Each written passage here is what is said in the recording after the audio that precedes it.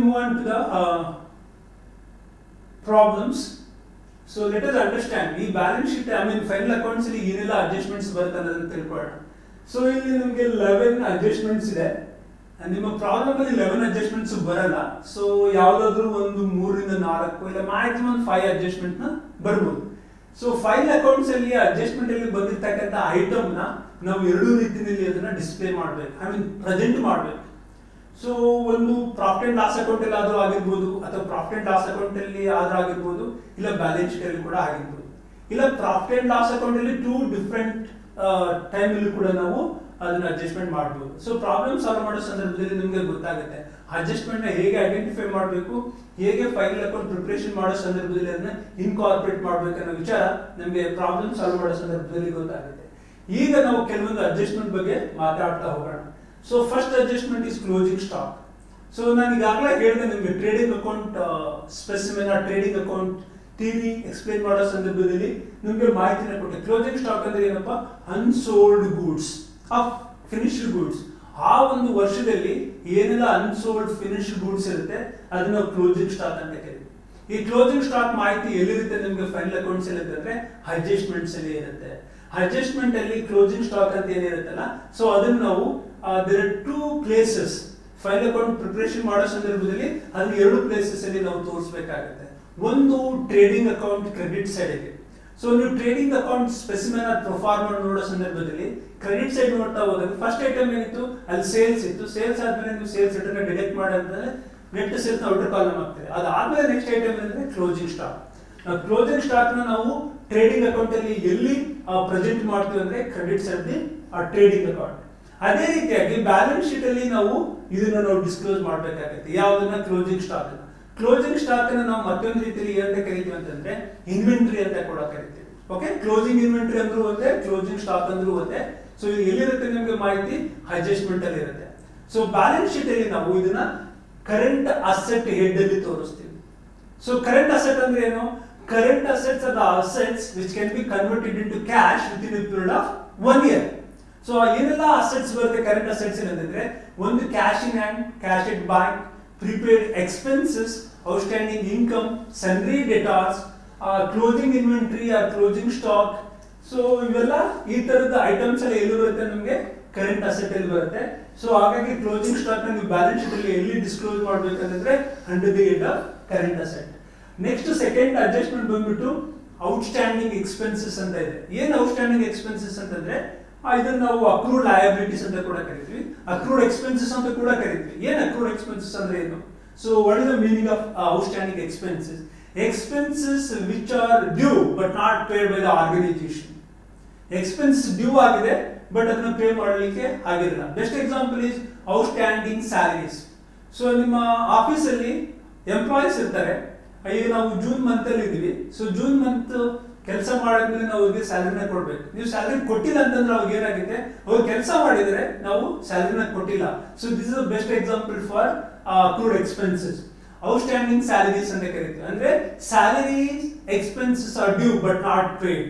ನಾವು ಪೇ ಮಾಡಿಲ್ಲ, ಸೊ ಮುಂದಿನ ದಿನಗಳಲ್ಲಿ ನಾವು ಪೇ ಮಾಡಬೇಕಾಗುತ್ತೆ. ಸೊ ಇದನ್ನ ಈ ತರ ಅಡ್ಜಸ್ಟ್ಮೆಂಟ್ಸ್ ಬಂದಾಗೆ ನಾವು ಹೇಗೆ ಫೈನಲ್ ಅಕೌಂಟ್ಸ್ ಅಲ್ಲಿ ರಿಜಿಸ್ಟರ್ ಮಾಡೋದು, right? First outstanding expenses information ಎಲ್ಲಿರುತ್ತೆ ನಮಗೆ ಅಂತಂದ್ರೆ, ಸೊ ಅಡ್ಜಸ್ಟ್ಮೆಂಟ್ ಅನ್ನು ನೋಡ್ಬೇಕು ನೀವು. ಅಡ್ಜಸ್ಟ್ಮೆಂಟ್ ಅಲ್ಲಿ ನಿಮ್ಗೆ ಕ್ಲಿಯರ್ ಆಗಿ ಕೊಟ್ಟಿರ್ತಾನೆ. So outstanding rent for 2 months ಅಂತ ಹೇಳ್ಬೋದು, ಔಟ್ಸ್ಟ್ಯಾಂಡಿಂಗ್ ರೆಂಟ್ ರುಪೀಸ್ ಅಲ್ಲಿ ಕೂಡ ಕೊಡ್ಬೋದು, ಇಲ್ಲ ಮಂತ್ ಅಲ್ಲಿ ಕೂಡ ಕೊಡ್ಬೋದು. ಇನ್ಫಾರ್ಮೇಶನ್ ಅನ್ನು ನೋಡ್ಬಿಟ್ಟು ನೀವು ಡಿಸೈಡ್ ಮಾಡ್ಬೇಕು ಎಷ್ಟು ಅಮೌಂಟ್ ಬರುತ್ತೆ ಔಟ್ಸ್ಟ್ಯಾಂಡಿಂಗ್ ಎಕ್ಸ್ಪೆನ್ಸಸ್ ಅಂತ ಹೇಳ್ಬಿಟ್ಟು.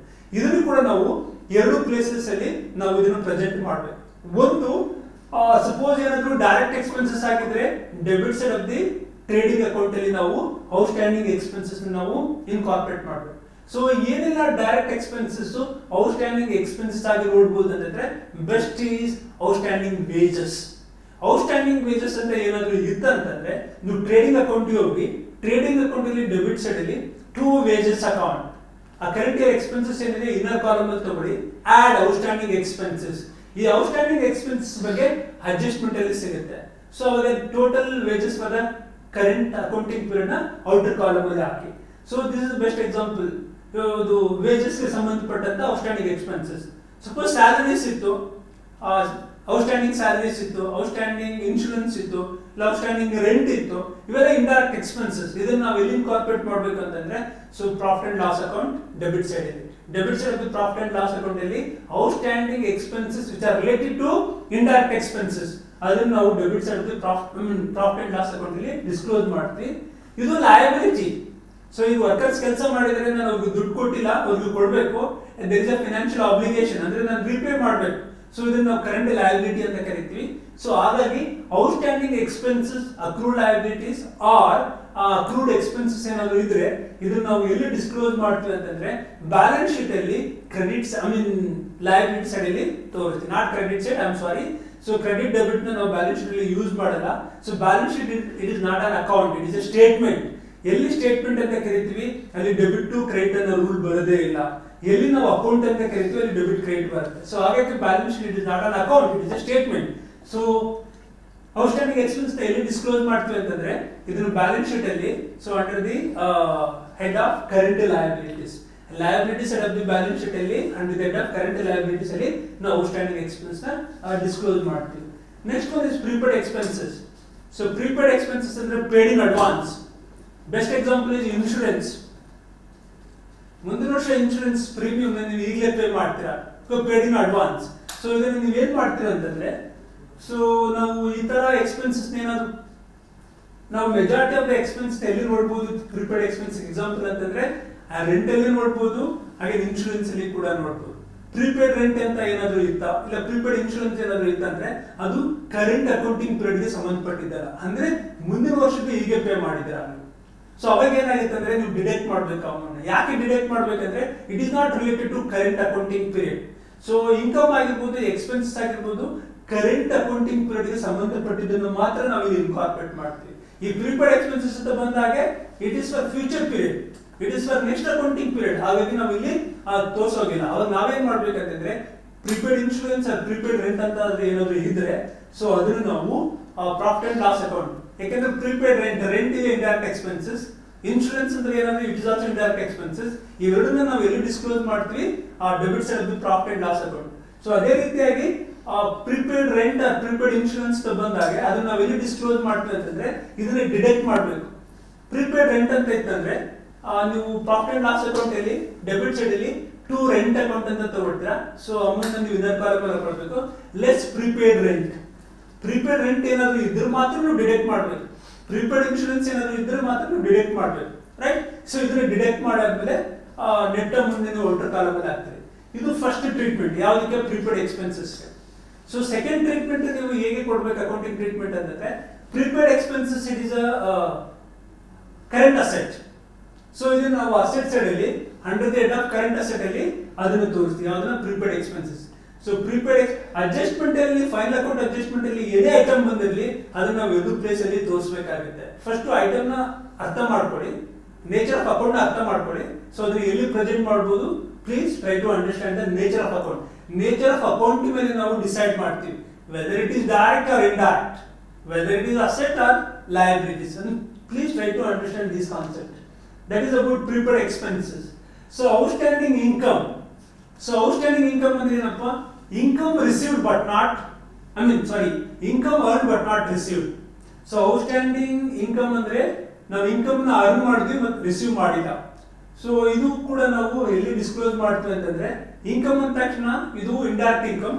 ಸೊ ಇದು ನಾವು ಎಲ್ಲಿ ಡಿಸ್ಕ್ಲೋಸ್ ಮಾಡ್ತೀವಿ ಅಂತಂದ್ರೆ credit side of the profit and loss account ಅಲ್ಲಿ ಇದು ಮಾಡ್ತೀವಿ. ಔಟ್ಸ್ಟ್ಯಾಂಡಿಂಗ್ ಇನ್ಕಮ್ ಬಗ್ಗೆ ತಿಳ್ಕೊಂಡಾಯ್ತು. ಈಗ fifth adjustment income received in advance. So income received in advance ಅಂದ್ರೆ ಸೊ ನಾವು ಅಡ್ವಾನ್ಸ್ ಅನ್ನ ಮುಂಚಿತವಾಗಿ ತಗೊಳ್ಳೋದು. ಫಾರ್ ಎಕ್ಸಾಂಪಲ್ ನಾನು ಪೆನ್ ಮ್ಯಾನುಫ್ಯಾಕ್ಚರ್ ಮಾಡ್ತಾ ಇರ್ತೀನಿ, ನನ್ನ ಕಸ್ಟಮರ್ಸ್ಗೆ ನಾನು ಡೆಲಿವರ್ ಮಾಡ್ತಾ ಇರ್ತೀನಿ. ಸೊ ನಾನೇನ್ ಮಾಡ್ತೀನಿ ಅಂದ್ರೆ ಮುಂದಿನ ತಿಂಗಳು ಒಂದು 10,000 rupees ವರ್ತ್ ಆಫ್ ಪೆನ್ ನಾನು ಡೆಲಿವರ್ ಮಾಡ್ಬೇಕಾಗಿರುತ್ತೆ. ಆದ್ರೆ ಮುಂದಿನ ತಿಂಗಳು ಮಾಡೋ ಇದನ್ನ ನಾನು ಇವತ್ತು ಅಡ್ವಾನ್ಸ್ ಆಗಿ ತಗೊಳ್ತೀನಿ. ಸೊ 10,000 rupees ಅದು ನಾನು ಏನಂತ ಕರಿತೀನಿ ಅಂದ್ರೆ ಇನ್ಕಮ್ ರಿಸೀವ್ಡ್ ಇನ್ ಅಡ್ವಾನ್ಸ್. ನಾನು ಅಮೌಂಟ್ ನ ರಿಸೀವ್ ಮಾಡ್ಕೊಂಡಿದ್ದೀನಿ as A part of income ಅಂತ ಹೇಳ್ಬಿಟ್ಟು, ಬಟ್ ನನ್ನ ಡೆಲಿವರೀಸ್ ನಾನು ಫುಲ್ಫಿಲ್ ಮಾಡಿಲ್ಲ. So this the example for income received in advance. ಈ ತರ ಇದ್ದಾಗ ನಾವೇನ್ ಮಾಡ್ಬೇಕಂತಂದ್ರೆ ಇದು ಇನ್ಕಮ್ ಐಟಮ್ ನಾವು ಎಲ್ಲಿ ತೋರಿಸ್ತೀವಿ ಅಂತಂದ್ರೆ so profit and loss account credit side ಅಲ್ಲಿ ತೋರಿಸ್ತೀವಿ. ಸೊ ಅಲ್ಲಿ ನಾವು ಡಿಡಕ್ಟ್ ಮಾಡ್ಬೇಕು. ಯಾಕೆ ಡಿಡಕ್ಟ್ ಮಾಡ್ಬೇಕು ಇನ್ಕಮ್ ರಿಸೀವ್ಡ್ ಅಡ್ವಾನ್ಸ್ ಅಂತಂದ್ರೆ ಇನ್ನು ನಾವು ಎಕನಾಮಿಕ್ ಪರ್ಫಾರ್ಮೆನ್ಸ್ ಸಕ್ಕರ್ ಆಗಿಲ್ಲ, ಅಂದ್ರೆ ನಾವು ಗೂಡ್ಸ್ ನಾವು ಸೋಲ್ಡ್ ಔಟ್ ಮಾಡಿಲ್ಲ. ಸೊ ಹಾಗಾಗಿ ಅದು ಈ ಅಕೌಂಟಿಂಗ್ ಪೀರಿಯಡ್ ಗೆ ಸಂಬಂಧಪಟ್ಟಿದ್ದಲ್ಲ ಇನ್ಕಮ್, ಸೊ ಮುಂದಿನ ಪೀರಿಯಡ್ ಗೆ ಸಂಬಂಧಪಟ್ಟಿದ್ದು. ಹಾಗಾಗಿ ಕರೆಂಟ್ ಅಕೌಂಟಿಂಗ್ ಪೀರಿಯಡ್ ಅಲ್ಲಿ ಸೊ ನಾವು ಅದನ್ನ ಇನ್ಕಮ್ ರಿಸೀವ್ಡ್ ಅಡ್ವಾನ್ಸ್ ಡಿಡಕ್ಟ್ ಮಾಡಬೇಕು. ಪರ್ಟಿಕ್ಯುಲರ್ ರೆಂಟ್ ಆಗಿರ್ಬೋದು, ಇನ್ಶೂರೆನ್ಸ್ ಆಗಿರ್ಬೋದು, ಕಮಿಷನ್ ರಿಸೀವ್ಡ್ ಅಡ್ವಾನ್ಸ್ ಆಗಿರ್ಬೋದು. ಸೊ ಈ ತರದನ್ನ ನಾವು ಇನ್ಕಮ್ ರಿಸೀವ್ಡ್ ಅಡ್ವಾನ್ಸ್ ಅಲ್ಲಿ ಕೂಡ ನೋಡಬಹುದು. ಫಸ್ಟ್ ನಾವ್ ಏನ್ ಮಾಡ್ತೀವಿ ಅಂದ್ರೆ ಇದನ್ನ ಡಿಡಕ್ಟ್ ಮಾಡಬೇಕು from the concerned income. Concerned income ಅಂತಂದ್ರೆ ಅದು ಯಾವ ಸೋರ್ಸ್ ಆಗಿದೆ, ಸೊ ಇಂಟ್ರೆಸ್ಟ್ ಆಗಿದೆ, ಇಲ್ಲ ಕಮಿಷನ್ ಆಗಿರ್ಬೋದು, ಇಲ್ಲ ಡಿಸ್ಕೌಂಟ್ ಆಗಿರ್ಬೋದು. ಸೊ ಅದರಿಂದ ನಾವು ಡಿಡಕ್ಟ್ ಮಾಡಬೇಕು. ಸೊ ಡಿಡಕ್ಟ್ ಮಾಡಾದ್ಮೇಲೆ ಸೊ ನೆಕ್ಸ್ಟ್ ಬ್ಯಾಲೆನ್ಸ್ ಶೀಟ್ ಅಲ್ಲಿ ನಾವು ಎಲ್ಲಿ ಡಿಸ್ಕ್ಲೋಸ್ ಮಾಡ್ಬೇಕಂತಂದ್ರೆ ಇದನ್ನ credit side liability side of the balance sheet under the head of current liability. ಇದು ಕರೆಂಟ್ ಲಯಬಿಲಿಟಿ ಆಗುತ್ತೆ. ಸೊ ಹಾಗಾಗಿ ನಾವು ಅದನ್ನ ಕರೆಂಟ್ ಲಯಬಿಲಿಟಿ ಸೈಡ್ ಅಲ್ಲಿ ತೋರಿಸಬೇಕಾಗುತ್ತೆ. This is about income received in advance. Sixth adjustment bad debts, provision for doubtful debts and discount and creditors. Okay, so ಇದರಲ್ಲಿ ಮೂರು adjustments ಇದೆ. ಒಂದು ಬ್ಯಾಡ್ ಡೇಟ್ಸ್, ಇನ್ನೊಂದು provision for doubtful dates, discount and creditors. So bad dates, additional bad dates ಇದ್ರೆ ಅದು adjustment ಅಲ್ಲಿ ಇರುತ್ತೆ. Simple ಆಗಿ ಏನಾದ್ರು ಬ್ಯಾಲೆನ್ಸ್ ಶೀಟ್ ಅಲ್ಲಿ not balance sheet, trial balance ಅಲ್ಲಿ ಏನಾದ್ರು ಅಡ್ಜಸ್ಟ್ಮೆಂಟ್ ಅಂತ ಇತ್ತಂದ್ರೆ ಸೊ ಅದು ಒನ್ ಟೈಮ್ ಎಫೆಕ್ಟ್. ಅದನ್ನ ನಾವು ಪ್ರಾಫಿಟ್ ಅಂಡ್ ಲಾಸ್ ಅಕೌಂಟ್ ಅಲ್ಲಿ ಡೆಬಿಟ್ ಸೈಡ್ ಅಲ್ಲಿ ತೋರಿಸ್ತೀವಿ. ಅಡಿಷನಲ್ ಬ್ಯಾಡ್ ಡೇಟ್ಸ್ ಅಂತ ಏನಾದ್ರು ಇತ್ತಂತಂದ್ರೆ ಅಡ್ಜಸ್ಟ್ಮೆಂಟ್ ಅಲ್ಲಿ, ಸೊ ಅದನ್ನ ಅಗೇನ್ ನಾವು ಎಲ್ಲಿ ಡಿಸ್ಕ್ಲೋಸ್ ಮಾಡ್ತೀವಿ ಅಂತಂದ್ರೆ ಸೊ ಅದನ್ನ ಡೆಬಿಟ್ ಸೈಡ್ ಅಲ್ಲಿ ಪ್ರಾಫಿಟ್ ಅಂಡ್ ಲಾಸ್ ಅಕೌಂಟ್ ಅಲ್ಲಿ ಡಿಸ್ಕ್ಲೋಸ್ ಮಾಡ್ತೀವಿ. ಕೊನೆಯಲ್ಲಿ ಮತ್ತೊಂದು ಸರಿ ನಾವು ಎಲ್ಲಿ ಡಿಸ್ಕ್ಲೋಸ್ ಮಾಡ್ತೀವಿ ಅಂದ್ರೆ ಇದನ್ನ ಬ್ಯಾಡ್ ಡೇಟ್ಸ್ ಯಾವಾಗ ಅರೈಜ್ ಆಗುತ್ತೆ ಅಂದ್ರೆ ನಿಮ್ಮ ಬಿಸ್ನೆಸ್ ಅಲ್ಲಿ ಕ್ರೆಡಿಟ್ ಸೇಲ್ಸ್ ಇದ್ದಾಗ ಮಾತ್ರ ಬ್ಯಾಡ್ ಡೇಟ್ಸ್ ಬರುತ್ತೆ. Bad debts is amount which we can't recovered from our customers.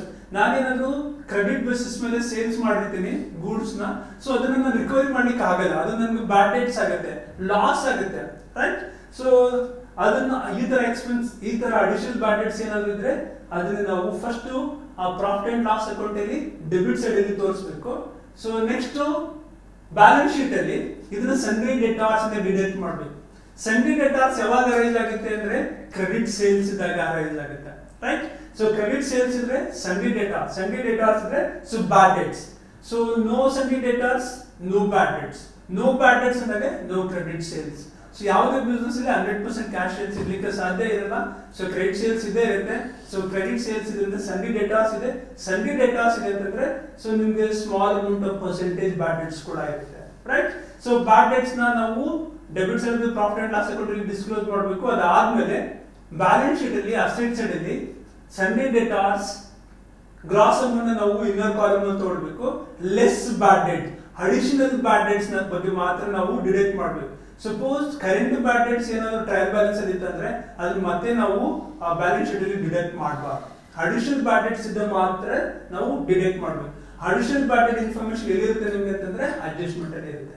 So provision for doubtful debts, ಈ ಪ್ರಾವಿಷನ್ ಫಾರ್ ಡೌಟ್ಫುಲ್ ಡೇಟ್ಸ್ ನ ಬಂದಾಗ ನೀವು ಎರಡು ವಿಚಾರನ ಒಂದೇ ನೆನಪಿಟ್ಕೊಳ್ಬೇಕು. There are two provision for bad debts. ಒಂದು old provision for doubtful debts, ಇನ್ನೊಂದು new provision for doubtful debts. New provision for doubtful debts, it is for current year. Old provision for doubtful debts ಎಲ್ಲಿ ಇರುತ್ತೆ ಅಂದ್ರೆ trial balance ಅಲ್ಲಿ credit side ಅಲ್ಲಿ ಇರುತ್ತೆ.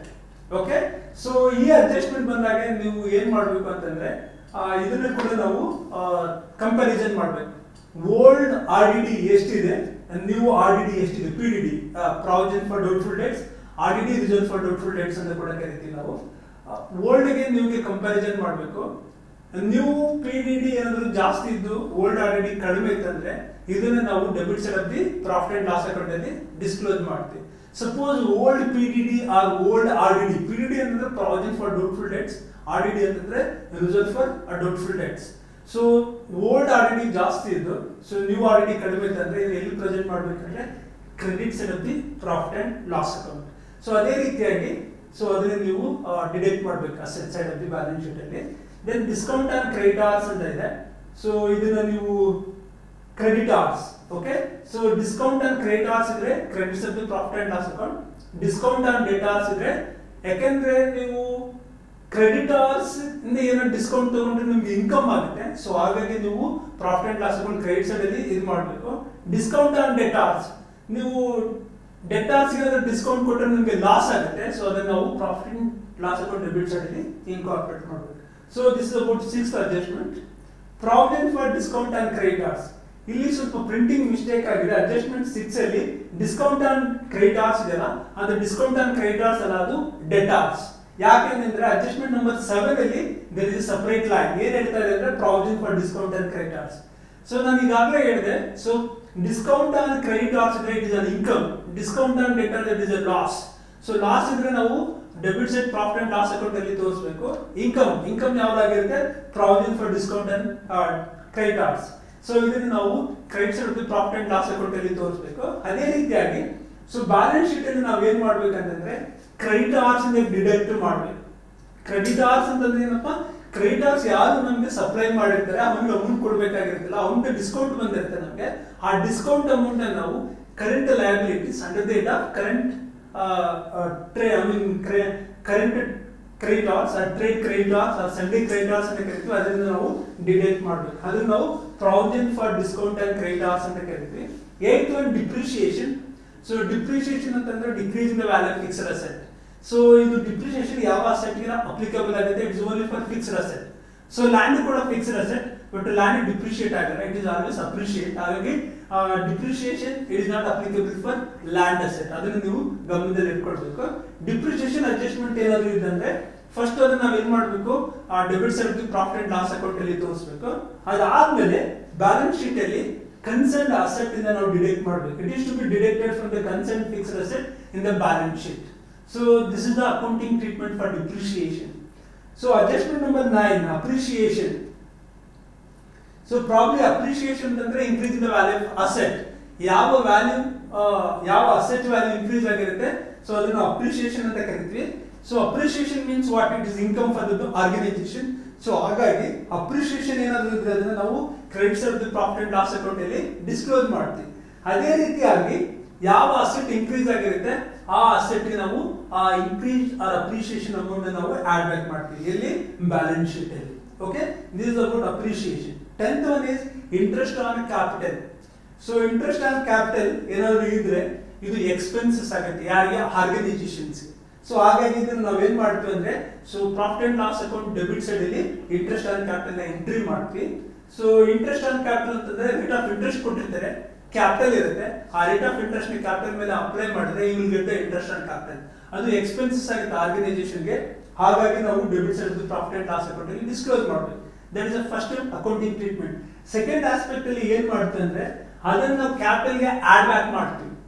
Okay, so ಎಲ್ಲಿ ಅಂತಂದ್ರೆ so liability side of the balance sheet ಅಲ್ಲಿ. So this is the accounting treatment for interest on capital. Now 11th adjustment, interest on drawings. So drawings ಅಂದ್ರೆ ಏನು, so we already spoke about it in the previous classes ಅಲ್ಲಿ. So ಆ drawings ಮೇಲೆ ಏನಾದ್ರು interest charge ಮಾಡಿದ್ರೆ so business ಗೆ income ಆಗುತ್ತೆ. So ಹಾಗಾಗಿ ನಾವು ಅದನ್ನ credit side of the profit and loss account ಅಲ್ಲಿ ಇನ್ಕಾರ್ಪೊರೇಟ್ ಮಾಡ್ತೀವಿ. So that is the first accounting treatment for interest on drawings. Then what is the second accounting treatment, ಅದನ್ನ ನಾವೇನ್ ಮಾಡ್ತೀವಿ ಅಂದ್ರೆ ಡಿಡಕ್ಟ್ ಮಾಡ್ತೀವಿ. ಸೊ ಎಲ್ಲಿಂದ ಡಿಡಕ್ಟ್ ಮಾಡ್ತೀವಿ ಅಂದ್ರೆ it is to be deducted from the capital on the liability side of the balance sheet. Interest on drawings ಏನಾದ್ರು ಇದ್ರೆ ಡ್ರಾಯಿಂಗ್ಸ್ ಮತ್ತೆ ಇಂಟ್ರೆಸ್ಟ್ ಆನ್ ಡ್ರಾಯಿಂಗ್ಸ್ ಎರಡೂ ನಾವು ಕ್ಯಾಪಿಟಲ್ ಇಂದ ಡಿಡಕ್ಟ್ ಮಾಡ್ತೀವಿ. ಎಲ್ಲಿ ಅಂತಂದ್ರೆ so liability side of the balance sheet, right? So these are the 11 important adjustments. So ಇದನ್ನ ನಾವು ಎಲ್ಲಿ ನೋಡಬಹುದು ಅಂತಂದ್ರೆ ಫೈನಲ್ ಅಕೌಂಟ್ ಪ್ರಿಪರೇಷನ್ ಮಾಡೋ ಸಂದರ್ಭದಲ್ಲಿ 11 ಅಡ್ಜಸ್ಟ್ಮೆಂಟ್ ಅಲ್ಲಿ ಯಾವ್ದಾದ್ರು ಒಂದು 2 ರಿಂದ 3 ಇಲ್ಲ ಒಂದು 4 ರಿಂದ 5 ಅಡ್ಜಸ್ಟ್ಮೆಂಟ್ ಬರೋ ಸಾಧ್ಯತೆ ಇದೆ. So please go through this one. Okay, so ಇದನ್ನ ಅಡ್ಜಸ್ಟ್ಮೆಂಟ್ ಅಲ್ಲಿ ನೀವು ನೋಡ್ಕೊಂಡ್ರೆ ಫೈನಲ್ ಅಕೌಂಟ್ ಪ್ರಿಪೇರ್ ಮಾಡಲಿಕ್ಕೆ ತುಂಬಾ ಅನುಕೂಲ ಆಗುತ್ತೆ. So these are the adjustments. So ನಿಮ್ಮಲ್ಲಿ ಒಬ್ಬ ವಿದ್ಯಾರ್ಥಿ ನನಗೆ ರಿಕ್ವೆಸ್ಟ್ ಮಾಡಿದ್ರು, this is assignment problem. So assignment ಕೊಟ್ಟಾಗ ಈ ಪ್ರಾಬ್ಲಮ್ ನ ಸಾಲ್ವ್ ಮಾಡಕ್ಕೆ ಹೇಳಿದ್ರು. ಸೊ ಟ್ಯಾಲಿ ಆಗಿಲ್ಲ ಸರ್, ಇದನ್ನ ನಾವು ಸೊಲ್ಯೂಷನ್ ಪಾರ್ಟ್ ಅಲ್ಲಿ ನೋಡೋಣ, ಇದು ಎಲ್ಲರಿಗೆ ಯೂಸ್ಫುಲ್ ಆಗುತ್ತೆ, ಎಕ್ಸಾಮ್ ದೃಷ್ಟಿಯಿಂದ ಕೂಡ ಯೂಸ್ಫುಲ್ ಆಗುತ್ತೆ ಅಂತ ಕೇಳ್ಕೊಂಡಿದ್ರು. ಸೊ ಹಾಗಾಗಿ so today I am going to solve this problem. Okay, trial balance ಇದು. So trial balance of a trader. Okay, ಒಬ್ಬ ಟ್ರೇಡರ್ ಇದ್ದಾರೆ, ಆ ಟ್ರೇಡರ್ ಟ್ರಯಲ್ ಬ್ಯಾಲೆನ್ಸ್ ನ ಇಲ್ಲಿ ಕೊಟ್ಟಿದ್ದಾರೆ. ಸೊ ಫಸ್ಟ್ ಟ್ರಯಲ್ ಬ್ಯಾಲೆನ್ಸ್ ನ ಅರ್ಥ ಮಾಡ್ಕೊಳ್ಬೇಕು ನಾವು. ಟ್ರಯಲ್ ಬ್ಯಾಲೆನ್ಸ್ ಅರ್ಥ ಮಾಡ್ಕೊಂಡಾದ್ಮೇಲೆ ಇದು ಮ್ಯಾನುಫ್ಯಾಕ್ಚರಿಂಗ್ ಕನ್ಸರ್ನ್ ಇಲ್ಲ ಟ್ರೇಡಿಂಗ್ ಆರ್ಗನೈಸೇಷನ್ ಅದನ್ನ ನೋಡ್ಕೊಳ್ಬೇಕು. ಯಾಕೆ ನಾವು ಮ್ಯಾನುಫ್ಯಾಕ್ಚರಿಂಗ್ ಆರ್ಗನೈಸೇಷನ್ ಟ್ರೇಡಿಂಗ್ ಆರ್ಗನೈಸೇಷನ್ ನೋಡ್ಕೋಬೇಕಂದ್ರೆ ನಾನು ಈಗಾಗಲೇ ಹೇಳಿದೆ ಕಾಂಪೊನೆಂಟ್ಸ್ ಆಫ್ ಫಿನಾನ್ಷಿಯಲ್ ಸ್ಟೇಟ್ಮೆಂಟ್ಸ್, ಎಷ್ಟು ಕಾಂಪೊನೆಂಟ್ಸ್ ನಾವು ಫೈನಾನ್ಷಿಯಲ್ ಫೈನಲ್ ಅಕೌಂಟ್ಸ್ ಪ್ರಿಪರೇಷನ್ ಭಾಗವಾಗಿ ತಗೊಳ್ಬಹುದು ಅಂತ ವಿಚಾರ ಮಾಡೋ ಸಲುವಾಗಿ ಟ್ರೇಡಿಂಗ್ ಆರ್ಗನೈಸೇಷನ್ ಆರ್ ಮ್ಯಾನುಫ್ಯಾಕ್ಚರಿಂಗ್.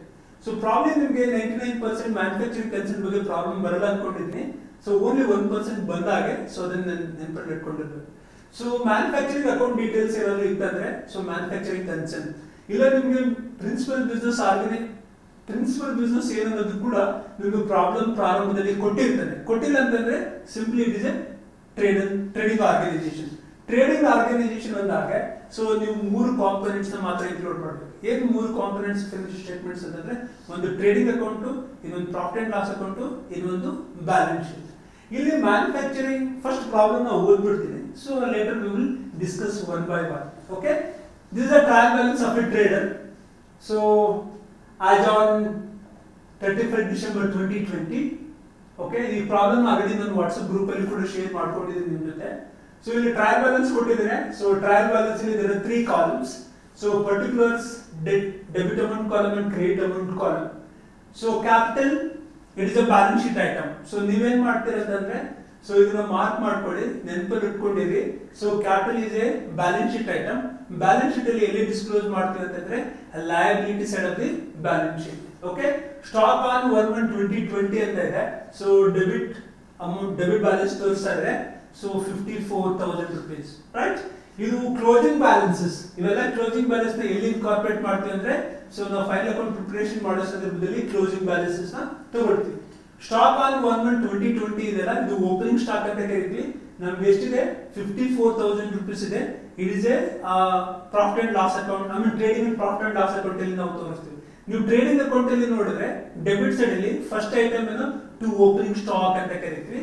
ಅಲ್ಲಿ ನಾವು ಇದನ್ನ ಡಿಸ್ಕ್ಲೋಸ್ ಮಾಡಬೇಕು. 54,000 it is a trading item. Okay, ನೆನಪಲ್ಲಿ ಇಟ್ಕೊಳ್ಬೇಕು. ಫಸ್ಟ್ ಟ್ರೇಡಿಂಗ್ ಐಟಮ್ ಯಾವುದು, profit and loss account item ಯಾವುದು, ಬ್ಯಾಲೆನ್ಸ್ ಶೀಟ್ ಐಟಮ್ ಯಾವುದು.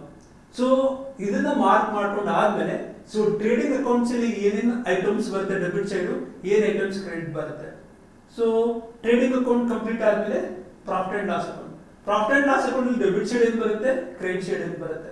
ಬಂದಾದ್ಮೇಲೆ ನಿಮಗೆ ನೆಟ್ ಪ್ರಾಫಿಟ್ ಸಿಗುತ್ತೆ, ಅದನ್ನ ಟ್ರಾನ್ಸ್ಫರ್ ಮಾಡಬೇಕು. ಸೊ ಫೈನಲ್ ಆಗಿ balance sheet preparation. Balance sheet preparation ಮಾಡೋ ಸಂದರ್ಭದಲ್ಲಿ ಕೂಡ ಏನೆಲ್ಲ ಅಸೆಟ್ ಐಟಮ್ಸ್ ಇದೆ, ಏನೆಲ್ಲ ಲಯಬಿಲಿಟಿ ಸೈಡ್ ಇದೆ, ಅದು ಪ್ರಾಬ್ಲಮ್ ಓದಬೇಕು, ಅರ್ಥ ಮಾಡ್ಕೊಳ್ಬೇಕು, ಅವಾಗ್ತಾನೆ ನಿಮಗೆ ಗೊತ್ತಾಗುತ್ತೆ. So stock done, cash in hand 2,400 ಇದೆ. ಇದು ಪ್ಯೂರ್ಲಿ ಕರೆಂಟ್ ಅಸೆಟ್. ಸೊ ಇದು ಬ್ಯಾಲೆನ್ಸ್ ಶೀಟ್ ಐಟಮ್ ಅಲ್ಲಿ ಬರುತ್ತೆ. ಸೊ ಬ್ಯಾಲೆನ್ಸ್ ಬ್ಯಾಂಕ್ 15,000 rupees ಇದೆ. Cash in bank, okay, cash at bank ಅಂತ ಕೂಡ ಕರಿತೀವಿ. It is A current asset, balance sheet item. So power and fuel rupees 1,200. ಇದು purely direct expenses. ಇದನ್ನು factory over head ಅಂತ ಕೂಡ ಕರಿತೀವಿ, ಫ್ಯಾಕ್ಟರಿ ಎಕ್ಸ್ಪೆನ್ಸಸ್ ಅಂತ ಕೂಡ ಕರಿತೀವಿ. It is A direct expenses. ಇದು ಡೈರೆಕ್ಟ್ ಎಕ್ಸ್ಪೆನ್ಸಸ್ ಆಗಿರೋದ್ರಿಂದ ನಾವು ಇದನ್ನ ಎಲ್ಲಿ ತೋರಿಸಬೇಕು ಅಂತಂದ್ರೆ ಟ್ರೇಡಿಂಗ್ ಅಕೌಂಟ್ ಡೆಬಿಟ್ ಸೈಡ್ ಅಲ್ಲಿ ತೋರಿಸಬೇಕು. ಯಾವುದನ್ನ, ಪವರ್ ಅಂಡ್ ಫ್ಯೂಲ್, ರೈಟ್. ಅದೇ ರೀತಿಯಾಗಿ ಫರ್ನಿಚರ್ rupees 9,000. ಫರ್ನಿಚರ್ ಕಾಸ್ಟ್ ಇದೆ 9,000 rupees. Furniture is fixed asset. So fixed asset ಅಂದ ತಕ್ಷಣ ನಾವು ಇದನ್ನ ಎಲ್ಲಿ ತೋರಿಸಬೇಕು, ಬ್ಯಾಲೆನ್ಸ್ ಶೀಟ್ ಅಲ್ಲಿ ತೋರಿಸಬೇಕು. ಹಾಗಾಗಿ furniture it is a balance sheet item. ಇದು trading and profit and loss account ಅಲ್ಲಿ ಬರಲ್ಲ. ಸೊ ಫರ್ನಿಚರ್ ಗೆ trading and profit and loss account ಅಲ್ಲಿ ಜಾಗ ಇಲ್ಲ. ಯಾಕೆಂತಂದ್ರೆ ಸಿಂಪಲ್ ರೂಲ್. ಸೊ ನಮ್ಗೆ 3 ಟೈಪ್ಸ್ ಆಫ್ ಅಕೌಂಟ್ಸ್ ಗೊತ್ತಿದೆ ನಮ್ಗೆ, right. So real account, personal account, nominal account. Nominal account ಅಂದ್ರೆ ಏನಪ್ಪಾ, ಸೊ 4 ವಿಚಾರ ನಿಮಗೆ ಗೊತ್ತಿರ್ಬೇಕಂತ ನಾನು ಹಿಂದಿನ ಕ್ಲಾಸ್ ಅಲ್ಲಿ ಹೇಳಿದೆ. ಒಂದು ಎಕ್ಸ್ಪೆನ್ಸಸ್ ಅಂಡ್ ಲಾಸಸ್, ಇನ್ನೊಂದು incomes and gains. Income, expenses or losses, gains ಏನಾದ್ರು ಇದ್ರೆ ಅದನ್ನ ನಾವು ನಾಮಿನಲ್ ಅಕೌಂಟ್ ಅಂತ ಕರಿತೀವಿ. ಈ ನಾಮಿನಲ್ ಅಕೌಂಟ್ ಡೀಟೇಲ್ಸ್ ಅಲ್ಲಿ ಎಲ್ಲಿ ಅಪ್ಡೇಟ್ ಮಾಡ್ತೀವಿ ಅಂದ್ರೆ trading and profit and loss account. So ಇದು ನಿಮಗೆ ಗೊತ್ತಿರ್ಬೇಕು. ಅದು ನಾಮಿನಲ್ ಅಕೌಂಟ್ ಆಗಿದೆ, ಅದು ಎಕ್ಸ್ಪೆನ್ಸಸ್ ಆಗಿರ್ಬೋದು, ಇನ್ಕಮ್ ಆಗಿರ್ಬೋದು, ಈ ತರ ವಿಚಾರ ಗೊತ್ತಿದ್ರೆ ಅದನ್ನ ನಾವೆಲ್ಲಿ ರಿಜಿಸ್ಟರ್ ಮಾಡಬಹುದು ಅಂತಂದ್ರೆ trading and profit and loss account. So balance sheet ಅಲ್ಲಿ so personal account and real account ಇವೆರಡಕ್ಕೂ ಸಂಬಂಧಪಟ್ಟಂತ ಅಕೌಂಟ್ಸ್ ನೆಲ್ಲ ನಾವು ಎಲ್ಲಿ ಇನ್ಕಾರ್ಪೊರೇಟ್ ಮಾಡ್ತೀವಿ, ಬ್ಯಾಲೆನ್ಸ್ ಶೀಟ್ ಅಲ್ಲಿ. ಇದು ಗೊತ್ತಿದ್ರೆ ನಿಮ್ಗೆ ಅಕೌಂಟ್ ನ ಕ್ಲಾಸಿಫೈ ಮಾಡೋದು ತುಂಬಾ easy. So furniture it is a real asset, it is a real account, right. Real account ಯಾವುದ್ರ ಬಗ್ಗೆ ಮಾತಾಡುತ್ತೆ, ಅದು ಪ್ರಾಪರ್ಟೀಸ್ ಬಗ್ಗೆ ಮಾತಾಡುತ್ತೆ. ಸೊ ಹಾಗಾಗಿ furniture it is a property. So ಹಾಗಾಗಿ ಇದು ಅಸೆಟ್ ಸೈಡ್ ಅಲ್ಲಿ ಬರುತ್ತೆ. ಇದು ಫಿಕ್ಸ್ಡ್ ಅಸೆಟ್ ಅಂತ ಕೂಡ ಕರಿತೀವಿ. ಓಕೆ, ಪರ್ಚೇಸಸ್ 2,82,000 ಇದೆ. It is expenses. ಇದು ಈ ಎಕ್ಸ್ಪೆನ್ಸಸ್ ನಾವು ಎಲ್ಲಿ ತೋರಿಸ್ತೀವಿ ಅಂತಂದ್ರೆ ಇಟ್ ಇಸ್ ಡೈರೆಕ್ಟ್ ಎಕ್ಸ್ಪೆನ್ಸಸ್. ಇದನ್ನ ಎಲ್ಲಿ ತೋರಿಸ್ತೀವಿ ನಾವು ಅಂತಂದ್ರೆ ಟ್ರೇಡಿಂಗ್ ಅಕೌಂಟ್ ಡೆಬಿಟ್ ಸೈಡ್ ಅಲ್ಲಿ ತೋರಿಸ್ತೀವಿ. ಪರ್ಚೇಸಸ್ ಅಂತ ನೋಡಿದ ತಕ್ಷಣ ನೀವೇನು ಅರ್ಥ ಮಾಡ್ಕೊಳ್ಬೇಕಂದ್ರೆ, ಸೊ ರಿಟರ್ನ್ಸ್ ಏನಾದ್ರು ಇದೆನಾ, ಪರ್ಚೇಸ್ ರಿಟರ್ನ್ಸ್ ಏನಾದ್ರು ಇದೆನಾ, ಅದು ಹೇಗೆ ಗೊತ್ತಾಗುತ್ತೆ ಅಂದ್ರೆ ನೀವು ಟ್ರಯಲ್ ಬ್ಯಾಲೆನ್ಸ್ ನ ನೋಡಬೇಕು. So purchases it shows always debit balance, purchase returns credit balance, sales it shows always credit balance, sales returns debit balance. So ಈಗ ಪರ್ಚೇಸಸ್ ನಿಮಗೆ ಡೆಬಿಟ್ ಬ್ಯಾಲೆನ್ಸ್ ಇದೆ, ಪರ್ಚೇಸ್ ರಿಟರ್ನ್ಸ್ ಎಲ್ಲಿರುತ್ತೆ, ಕ್ರೆಡಿಟ್ ಬ್ಯಾಲೆನ್ಸ್ ಇರುತ್ತೆ. So ನೀವು credit balance ನೋಡ್ತಾ ಹೋಗಿ, ಏನಾದ್ರು returns problem ಇದೆ, so we don't have any purchase returns. So ಹಾಗಾಗಿ ಸೊ ನಾವು ಪರ್ಚೇಸಸ್ ಏನಿದೆ 2,82,000 ಗ್ರಾಸ್ ಅಮೌಂಟ್ ಅದೇ, ನೆಟ್ ಅಮೌಂಟ್ ಕೂಡ ಇದೆ. ಸೊ ಸ್ಟ್ರೇಟ್ ಅಲ್ಲಿ ನಾವು ಔಟರ್ ಕಾಲಮ್ ಅಲ್ಲಿ ಹಾಕ್ತೀವಿ. ಸೊ ಮಿಷನರಿ 19,000 ಇದೆ. Machinery is a fixed asset. ಇದು ಯಾವ ಅಕೌಂಟ್ ಅಲ್ಲಿ ಬರುತ್ತೆ, ರಿಯಲ್ ಅಕೌಂಟ್ ಅಲ್ಲಿ ಬರುತ್ತೆ. It is a balance sheet item. Okay, machinery. Sales so 5,04,900 ಇದೆ.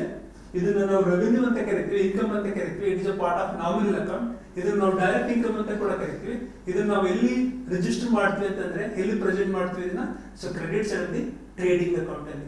ಸೇಲ್ಸ್ ಅಂತ ನೋಡಿದ ತಕ್ಷಣ ಸೇಲ್ಸ್ ರಿಟರ್ನ್ಸ್ ಏನಾದ್ರು ಇದನ್ನ ನೋಡಿ. ಸೇಲ್ಸ್ ರಿಟರ್ನ್ ಬಗ್ಗೆ ಮಾಹಿತಿ ಇರುತ್ತೆ, ಟ್ರಯಲ್ ಬ್ಯಾಲೆನ್ಸ್ ಇರುತ್ತೆ. ಸೇಲ್ಸ್ ಕ್ರೆಡಿಟ್ ಬ್ಯಾಲೆನ್ಸ್ ಅಂದ್ರೆ sales return debit balance. So sales return ಯಾವಾಗಲೂ ನಮಗೆ ಡೆಬಿಟ್ ಸೈಡ್ ಅಲ್ಲಿ ಇರುತ್ತೆ, ಡೆಬಿಟ್ ಅಮೌಂಟ್ ಕಾಲಮ್ ಅಲ್ಲಿ ಇರುತ್ತೆ. ಸೊ ಇಲ್ಲಿ ರಿಟರ್ನ್ಸ್ ಬಗ್ಗೆ ಮಾಹಿತಿ ಇಲ್ಲ. ಸೊ ಹಾಗಾಗಿ ಗ್ರಾಸ್ ಸೇಲ್ಸ್ ನೆಟ್ ಸೇಲ್ಸ್ ಎರಡು ಒಂದೇ ಅಮೌಂಟ್ ಈ ಸಿಚುವೇಶನ್ ಅಲ್ಲಿ. So 5,04,900 is total outer column. This is sales. Drawings 7,200 ಇದೆ. Drawings is a personal account. ಈ ಪರ್ಸನಲ್ ಅಕೌಂಟ್ ಇನ್ಫಾರ್ಮೇಶನ್ ನಾವು ಎಲ್ಲಿ ತೋರಿಸಬೇಕು, ಬ್ಯಾಲೆನ್ಸ್ ಶೀಟ್ ಅಲ್ಲಿ. ಬಟ್ ಡ್ರಾಯಿಂಗ್ಸ್ ನ ಹೇಗೆ ಡಿಸ್ಕ್ಲೋಸ್ ಮಾಡಬೇಕು ಬ್ಯಾಲೆನ್ಸ್ ಶೀಟ್ ಅಲ್ಲಿ ಅಂತಂದ್ರೆ, ಡ್ರಾಯಿಂಗ್ಸ್ ಮತ್ತೆ ಇಂಟ್ರೆಸ್ಟ್ ಆನ್ ಡ್ರಾಯಿಂಗ್ಸ್ ನಾವು ಕ್ಯಾಪಿಟಲ್ ಇಂದ ಡಿಡಕ್ಟ್ ಮಾಡ್ತೀವಿ. ಲಯಬಿಲಿಟಿ ಸೈಡ್ ಅಲ್ಲಿ ಕ್ಯಾಪಿಟಲ್ ಅನ್ನು ತೋರಿಸ್ತೀವಿ, ಅದ್ರ ಕೆಳಗಡೆ ಲೆಸ್ ಡ್ರಾಯಿಂಗ್ಸ್. ಮತ್ತೆ ಪ್ರಾಬ್ಲಮ್ ಅಲ್ಲಿ ಏನಾದ್ರು ಇಂಟ್ರೆಸ್ಟ್ ಆನ್ ಡ್ರಾಯಿಂಗ್ಸ್ ಅಂತಂದ್ರೆ ಅದನ್ನು ಕೂಡ ನಾವು ಡಿಡಕ್ಟ್ ಮಾಡ್ತೀವಿ. ಸೊ ಡ್ರಾಯಿಂಗ್ಸ್ ಇದ್ರೆ ಬ್ಯಾಲೆನ್ಸ್ ಶೀಟ್ ಐಟಮ್, ಅದನ್ನ ನಾವು ಕ್ಯಾಪಿಟಲ್ ಇಂದ ಡಿಡಕ್ಟ್ ಮಾಡಬೇಕು. So that is drawings. Creditors so 20,400 rupees ಇದೆ.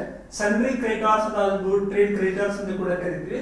It is a current liability. ಏನ್ ಕ್ರೆಡಿಟಾರ್ಸ್ ಯಾವಾಗ ಬರುತ್ತೆ ಅಂದ್ರೆ, ಸೊ ನೀವೇನಾದ್ರೂ ನಿಮ್ಮ ಬಿಸ್ನೆಸ್ ಅಲ್ಲಿ ಕ್ರೆಡಿಟ್ ಪರ್ಚೇಸ್ ಮಾಡ್ಕೊಂಡ್ರೆ, ಕ್ರೆಡಿಟ್ ಪರ್ಚೇಸ್ ಇದ್ರೆ ಮಾತ್ರ ನಿಮಗೆ ಕ್ರೆಡಿಟಾರ್ಸ್ ಇರ್ತದೆ. ಕ್ಯಾಶ್ ಪರ್ಚೇಸ್ ಇತ್ತಂದ್ರೆ ಕ್ರೆಡಿಟಾರ್ಸ್ ಬರಲ್ಲ. ಕ್ರೆಡಿಟಾರ್ಸ್ ಅಂದ್ರೆ ಯಾರಪ್ಪ, ಸಪ್ಲೈಯರ್ಸ್.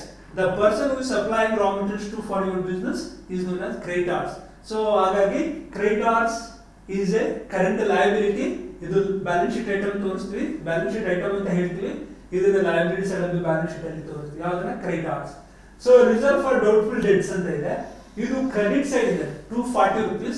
ಇದನ್ನ ನಾವು ಏನಂತ ಕರಿತೀವಿ ಅಂದ್ರೆ ಓಲ್ಡ್ RDD. ನಾನು ಅಡ್ಜಸ್ಟ್ಮೆಂಟ್ ಬಗ್ಗೆ ಮಾತಾಡೋ ಸಂದರ್ಭದಲ್ಲಿ PDD ಅಂದ್ರೆ ಏನು, RDD ಅಂದ್ರೆ ಏನು ಅಂತ ಹೇಳಿದೆ. ಈ ಪ್ರೆಸೆಂಟೇಷನ್ ಹೇಗೆ ಮಾಡ್ಬೇಕಂತ ಕೂಡ ನಾನು ಹೇಳಿದೆ ನಿಮಗೆ. ಓಲ್ಡ್ RDD ಎಷ್ಟಿದೆ ನೋಡ್ಕೊಳ್ಳಿ, ಕರೆಂಟ್ RDD ಎಷ್ಟಿದೆ. ಕರೆಂಟ್ RDD ಅಂತಂದ್ರೆ new RDD for the current year. Okay, so comparison ಮಾಡಿ. ಓಲ್ಡ್ RDD ಜಾಸ್ತಿ ಇದ್ದು ನ್ಯೂ RDD ಕಡಿಮೆ ಇತ್ತಂದ್ರೆ ನೀವು profit and loss account credit side ಅಲ್ಲಿ ಅದನ್ನ ಪ್ರೆಸೆಂಟ್ ಮಾಡಬೇಕು. ಹೇಗೆ ಅನ್ನೋದು ನಾನು ಪ್ರಾಬ್ಲಮ್ ಸಾಲ್ವ್ ಮಾಡೋ ಸಂದರ್ಭದಲ್ಲಿ ಹೇಳ್ತೀನಿ. ಸಪೋಸ್ ನ್ಯೂ RDD ಜಾಸ್ತಿ ಇದ್ಬಿಟ್ಟು ಓಲ್ಡ್ RDD ಕಡಿಮೆ ಇತ್ತು ಅಂತಂದ್ರೆ ಆ ಪ್ರೆಸೆಂಟೇಷನ್ ನಾವು ಡೆಬಿಟ್ ಸೈಡ್ ಅಲ್ಲಿ ಪ್ರಾಫಿಟ್ ಅಂಡ್ ಲಾಸ್ ಅಕೌಂಟ್ ಅಲ್ಲಿ ತೋರಿಸಬೇಕು. ಸೊ ಇಲ್ಲಿ ಓಲ್ಡ್ RDD ಎಷ್ಟಿದೆ, ಇಲ್ಲಿ ನಿಮಗೆ 240 rupees ಇದೆ. ಕರೆಂಟ್ RDD ಎಲ್ಲಿದೆ ಅನ್ನೋದನ್ನ ಅಡ್ಜಸ್ಟ್ಮೆಂಟ್ ಅಲ್ಲಿ ಹೇಳ್ತೀನಿ. ಓಕೆ, ಸೊ ಇಲ್ಲಿ ಸ್ಯಾಲರೀಸ್ ಬ್ರಾಕೆಟ್ ಅಲ್ಲಿ 11 months ಅಂತ ಇದೆ. ಸೊ 19,800 ಇದೆ. ಈಗ ಅಕೌಂಟಿಂಗ್ ಪೀರಿಯಡ್ ಫಾರ್ 12 months. ಈ ಸ್ಯಾಲರೀಸ್ ಮಾತ್ರ 11 month ಎಕ್ಸ್ಪೆನ್ಸಸ್ ಮಾಡಿದೆ, ಇನ್ನು ಒಂದು ತಿಂಗಳದ್ದು ನಮಗೆ ತೋರಿಸಿಲ್ಲ.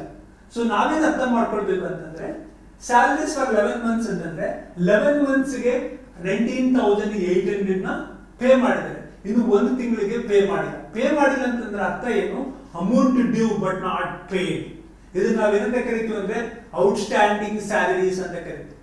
ಸೊ ಔಟ್ಸ್ಟ್ಯಾಂಡಿಂಗ್ ಸ್ಯಾಲರಿ ಅಂತಂದಾಗ ಎಷ್ಟು ತಿಂಗಳು ಔಟ್ಸ್ಟ್ಯಾಂಡಿಂಗ್ ಇದೆ, ಒಂದು ಅಕೌಂಟಿಂಗ್ ಪೀರಿಯಡ್ ಅಲ್ಲಿ ಎಷ್ಟು ತಿಂಗಳು ಇರುತ್ತೆ, 12 ತಿಂಗಳು ಇರುತ್ತೆ. ನಾವು 11 ತಿಂಗಳ ಎಕ್ಸ್ಪೆನ್ಸಸ್ ಆಲ್ರೆಡಿ ಟ್ರಯಲ್ ಬ್ಯಾಲೆನ್ಸ್ ತೋರಿಸಿದ್ವಿ, ಇನ್ನು ಒಂದು ತಿಂಗಳ ಎಕ್ಸ್ಪೆನ್ಸಸ್ ನಾವು ತೋರಿಸಿಲ್ಲ. ಆ ಒಂದು ತಿಂಗಳ ಎಕ್ಸ್ಪೆನ್ಸಸ್ ಹೇಗೆ ಐಡೆಂಟಿಫೈ ಮಾಡ್ತೀವಿ ಅಂತಂದ್ರೆ, ಸೊ 19,800 ಡಿವೈಡೆಡ್ ಬೈ 11 months ಮಾಡಿ, ಇಲ್ಲಿ ಗೆಟ್ ಪರ್ ಮಂತ್. ಸೊ ಅದು ಪ್ರಾಬ್ಲಿ 1,800 ಬರುತ್ತೆ. ಆ 1,800 ನಾವು ಆಡ್ ಬ್ಯಾಕ್ ಮಾಡಬೇಕು ಈ ಸ್ಯಾಲರೀಸ್ಗೆ. ಸ್ಯಾಲರೀಸ್ ಇಂಡೈರೆಕ್ಟ್ ಎಕ್ಸ್ಪೆನ್ಸಸ್ ಎಲ್ಲಿ ಡಿಸ್ಕ್ಲೋಸ್ ಮಾಡ್ತೀವಿ ನಾವು ಇದನ್ನ. So debit side of the profit and loss account ಅಲ್ಲಿ 2 salaries, first item 2 salaries, inner column ತಗೊಳ್ಳಿ 19,800. Okay, plus or add outstanding salaries for 1 month. ಎಷ್ಟು ತಿಂಗಳಿಗೆ ಔಟ್ಸ್ಟ್ಯಾಂಡಿಂಗ್ ಆಗಿದೆ? Only for 1 month. ಇದು 11 ಮಂತ್ಸ್ ಇದೆ. ಸಪೋಸ್ 10 ಮಂತ್ಸ್ ಗೆ ಏನಾದರೂ ಸ್ಯಾಲರೀಸ್ ಇದ್ರೆ 2 ಮಂತ್ಸ್ ಔಟ್ಸ್ಟ್ಯಾಂಡಿಂಗ್. ಇಲ್ಲಿ 6 ಮಂತ್ಸ್ ಔಟ್ಸ್ಟ್ಯಾಂಡಿಂಗ್ ಇದ್ರೆ 6 ಮಂತ್ಸ್ ಔಟ್ಸ್ಟ್ಯಾಂಡಿಂಗ್ ತಗೊಳ್ಳಿ.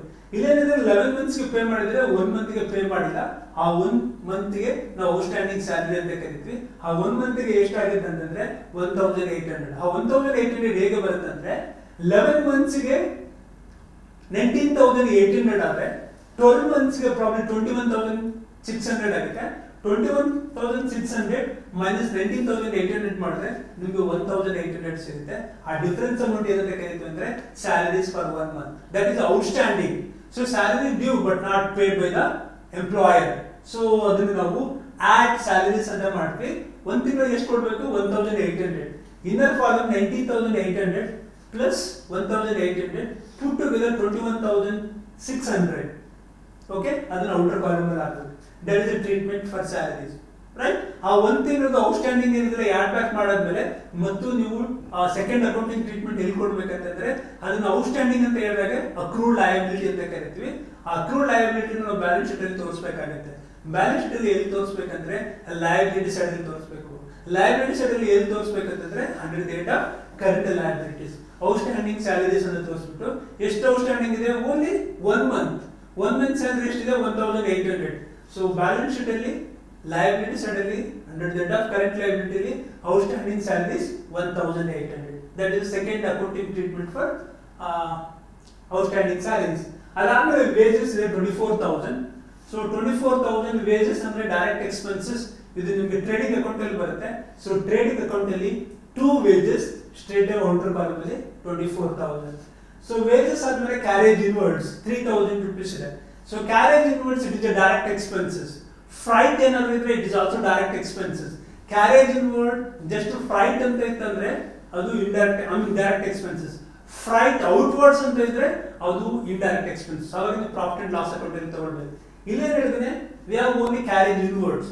ಸೊ ಕ್ಯಾರೇಜ್ ಇನ್ವರ್ಡ್ ಇದೆಲ್ಲ it is a direct expenses. ಇದನ್ನ ಟ್ರೇಡಿಂಗ್ ಅಕೌಂಟ್ ಅಲ್ಲಿ ಡೆಬಿಟ್ ಸೈಡ್ ಅಲ್ಲಿ ತೋರಿಸಬೇಕು. ಎಷ್ಟು? 3,000 rupees. ಕ್ಯಾರೇಜ್ ಔಟ್ವರ್ಡ್ಸ್ ಇದೆ 3,600.